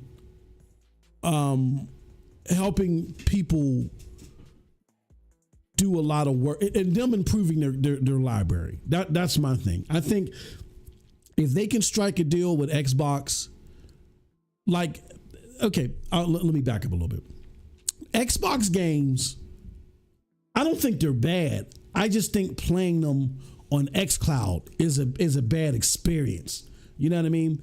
But if you can play them on GFN, on wherever, oh my gosh, this is going to show you the power of the cloud way better than xCloud would. And I think Amazon Luna is that stable, it's that consistent and that convenient to where, like you said, on a Steam Deck, or anywhere you can enjoy the platform, I think it's a great 1080p platform. And, shoot, people can play. Look, I'm going to put it to you like this. You're going to enjoy Starfield 20 times better on Amazon Luna than you would on xCloud. I'm sorry. As long as you have access to Luna, it's just going to play better. Why wouldn't you want to showcase your platform using those popular games? To me, I was like, oh, gosh, what are you guys thinking? But maybe they are working on it, Sean. I don't know. I could be in the wrong. But it just concerns me that maybe they're like, oh, that's our competitor, man. We don't need their games. I don't know. We'll see. So the flip part of that, I would say the Activision deal is, all right, say everybody get 10-year deals. Yep. But they don't say what games you get in those 10-year deals. Mm-hmm. So you brought up Diablo 4. Yep. Well, if they like, all right, well, we launched Diablo 4. Here, y'all get 3. Yeah. No, that would be grimy. That would be messed up. It's like, yo, we told you we'll give you 10 years of support. Oh, that would be a hurt piece. Oh man, y'all get the original Modern Warfare. Oh man. Yep. That would suck. Hold on, I got something. Somebody just hit me up with something. Oh no. My bad. That was my auntie. Oh no, you're good. Okay. Yeah, so it's because the thing is, if they know that they're cloud tech, and that's the part that they're fighting against right now, if it's not up to par with everyone else, who's gonna use it on that level? Because now, if I got an option to buy a game on PlayStation or PC, I'm going to get it on PC, especially if I have access to play it on the cloud. Because not only do I get to play it wherever I'm at, I can play it and not drain my resources. So I think all of those things are going to play a factor. Watch, it's going to be some type of iffiness about it. Mm-hmm. On why they're going to make sure it's a reason why you want to play it on theirs. Because imagine if with Call of Duty or whatever, if Stadia was still around and they had utilized the Stream Connect feature, then nobody's really going to play it on Xbox like that. Or xCloud like that. Yeah. So it's going to be something sneaky or smooth that nobody will catch at first when they come down to that deal with them. Oh man, that makes it all the more interesting. I'm just hoping that if it does include modern games like Call of Duty, I would love to see Amazon in on it, because I'm gonna be honest with you. As much as I love GeForce Now Ultimate, that's my favorite way to play. They're not linked to a streaming service where Amazon is. And I think that's the most powerful aspect of cloud gaming right now with what we know. Okay. Trust me, there's going to be more things you can do with cloud gaming. But the fact that I, as a content creator, can say, Sean, Geek, Cold Blood, if Cold Blood would do it. Cold Blood, you know what I'm saying? Let's play Battlefield 2092 together. Here goes some codes, you know what I'm saying? And we're going to do it, to have that power. Yep. It's not just great for the content creator, but that's great for the average gamer. You know what I'm saying? So, I can't. The other part then, I think, is remember when it slowed to that crawl. Earlier when you asked about your poll question, when you were like, do I trust Amazon more than I trust Google? I would say in the gaming space, yes. And the reason why I said yes was because even with Amazon games, I was hyped up about Crucible. And they were creating that and everything else. And Crucible came out and that game bombed. And they pulled it back. They retooled it, started releasing it again, and they couldn't recover from that bomb. Yeah. So Yeah. they gave up on that game. Mm-hmm. And then I forgot, what was it, Lord of the Rings they had or something, and they were Yeah. Yeah. struggling with that. And Yep. then they end up dropping that as well. But they Mm-hmm. didn't completely give up. Give They up. fell Yeah. back, they Yes. retooled, and then they struck Yep. partnership deals with Yeah. other developers. Yep. Yep. Yep. That That's the biggest thing. was genius, and that's why I would trust them in this space, because they didn't completely just say, all right, well, we wasted XYZ money. No, Mm-hmm. they'll keep throwing, and if it fails, all right, how can we still stay in this realm? Exactly. So Totally I true. think when Stadia failed, it did cause Luna to stop and like slow Mm-hmm. down to that crawl. They lost all their big name games. They lost this. I think that was a money saving measure, Mm-hmm. because they Mm-hmm. realized through Stadia's death and all of the hit pieces and articles, nobody really wanted cloud. So I didn't see the need for them to rush it. As long as they stayed alive Yeah. somewhat, Yeah. I didn't see the need for them to rush or do the expansion. But now that they're doing the expansion, what I'm hoping is it's another mass push like Mm-hmm. they had when they first released in the US. Yeah. Yep. Well, I'm hopeful, man, that they do something big. They need to.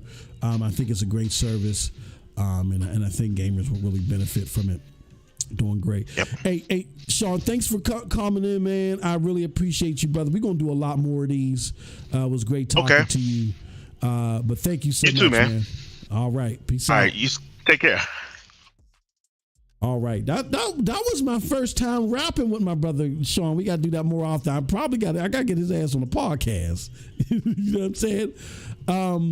Yeah, that was great. Thank you very much, Sean. My wife is here. So you know what happens when my wife shows up. I gotta insist. She's already pacing back and forth in front of the studio. I want to do this first. I want to point to something that Sean already alluded to. You know me, like I said, I'm never nice. We got a lot of Google fanboys in this chat. I asked the question: do you consider Amazon a more reliable company in the cloud than Google? 54% of y'all said no.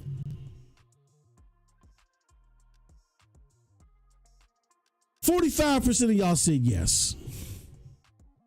I need the Google Pencil Pack crew that rated this poll. Y'all should be ashamed of y'allself. Let me explain something to you. Hold on. Let me. Y'all gotta get this work. Sean L just perfectly described what was going on. He said,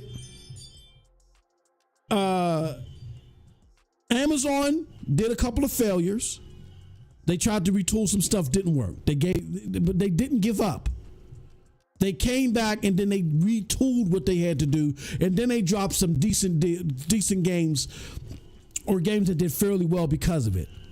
And if those games end up coming to Amazon Luna, y'all will be clapping like baby seals. Those two games are Lost Ark and what's the other game? I can't. Lost Ark and new whatever. I forget the name of the game. And then they're working on another partnership. I think is it with Sega to come up with another game. They didn't give up. They didn't give up. They didn't give up. All right.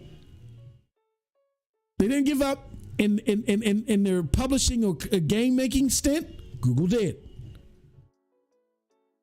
They didn't give up on their cloud platform. Google did. How? Can someone explain to me how? I'll give you a minute.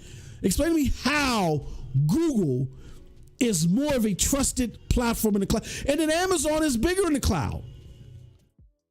How is Google more trusted in the cloud? Again, I'm not trying to attack Google and say that they don't have any standing. They gave up.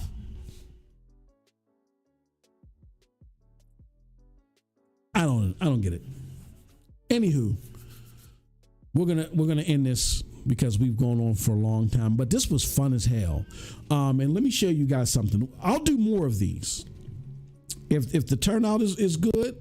and you guys show that you're interested in this, we'll do more of these. Let's see here.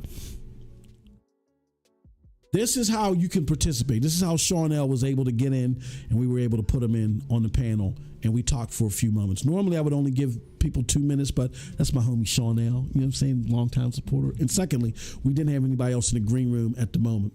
But this is what you're going to want to do if you want to. And I could probably do these once a week. I'll probably do these on Wednesdays again if the participation is I gotta be honest, worth the time.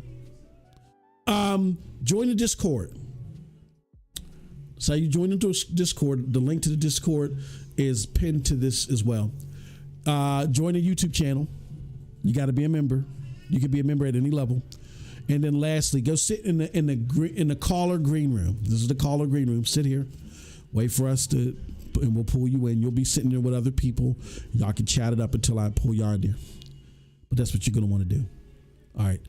And then I'll pull you in like how I did Sean L. We'll have a conversation. You know what I'm saying? Blue Protocol. Yeah, that's the game. Let's see here. Social. So let me go back. He says right now they teamed up with Bandai. Yeah, Blue Protocol. That's the game. And he says, what do you mean by reliable?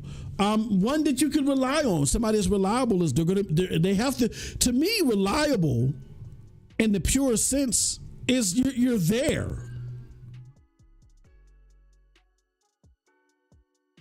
You're there. And Geek, you're late coming to the show. The context that we were using too was Cold Blood was making Cold Blood was like, what the hell you talking about me for? Cold Blood was making a comparison because Stadia dropped out and Stadia did this and Stadia bowed out, that Amazon Luna's doomed. And I said, bro, they're two totally different companies. And don't get me wrong, I love Stadia. Stadia, even though it's gone, still is my favorite platform history wise. But they're not here anymore. So if Amazon, I'm not basing what Amazon Luna's going to do because of what Stadia did. Google as a company is a lot more fickle and a lot more ROI isn't over 130% over expectations. Pack everything up. That's Google. Amazon, like I said earlier, you missed it. They'll sit there in their b-boy stance. They'll sit there on the front lines and they'll say, look, we ain't moving. You know what I'm saying? So I'm not relying on that. All right. I'm not relying on Google. I'm not relying on Google services on anything over Amazon. Sorry. I love my Google Pixel phone. I love Chromebooks. That's hardware. If Google comes out with a service, I'm not saying it's not more capable. And maybe that's what people did. Maybe they confused the word reliable with capable. Those are two totally different terms. Absolutely, Stadia was way more capable of Luna. Some people may argue that Google Cloud is way more capable than Amazon Cloud. But reliable. You're going to stay there. I can trust you. When I wake up in the morning, I'm not going to get a diatribe of why you decided to close shop only after 3 years. That's reliability. I can trust you. I will never, ever trust, and many people feel this way, I will never trust a newly found Google service ever again. It has to be completely solidified, etched in stone, and I still wouldn't use it. And that doesn't mean that the capabilities are bad, but what's the point of getting acclimated to a service that's just going to go away? I hate that. I hate when I go to a store. There's this tea that I like to drink. It's called Tazo tea. I'm shaking it right now. And there's a store by my house called Giant Eagle. And when I would drop my wife off from work, like most of the time she takes the car, but every now and again I would drop her off work, and I would do it because I would go into Giant Eagle and grab like 3 Tazo teas to have in the refrigerator. If you're not, but then they took them out of the store. They're no longer reliable. after they took, that wasn't a reliable source for me to get this tea. So even though the store was close to me or whatever, and it's a great store to go to and the price was cheap, it's not a reliable venue for me to go get this tea. Now I got to go further out in order to go get it.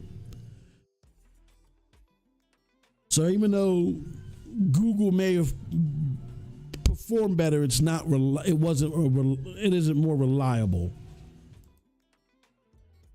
Yeah, performance or staying. When you're talking performance, that's capabilities. Reliable. You're a reliable service. I can trust you to get me to where I need to go. I can trust you to do what I need you to do.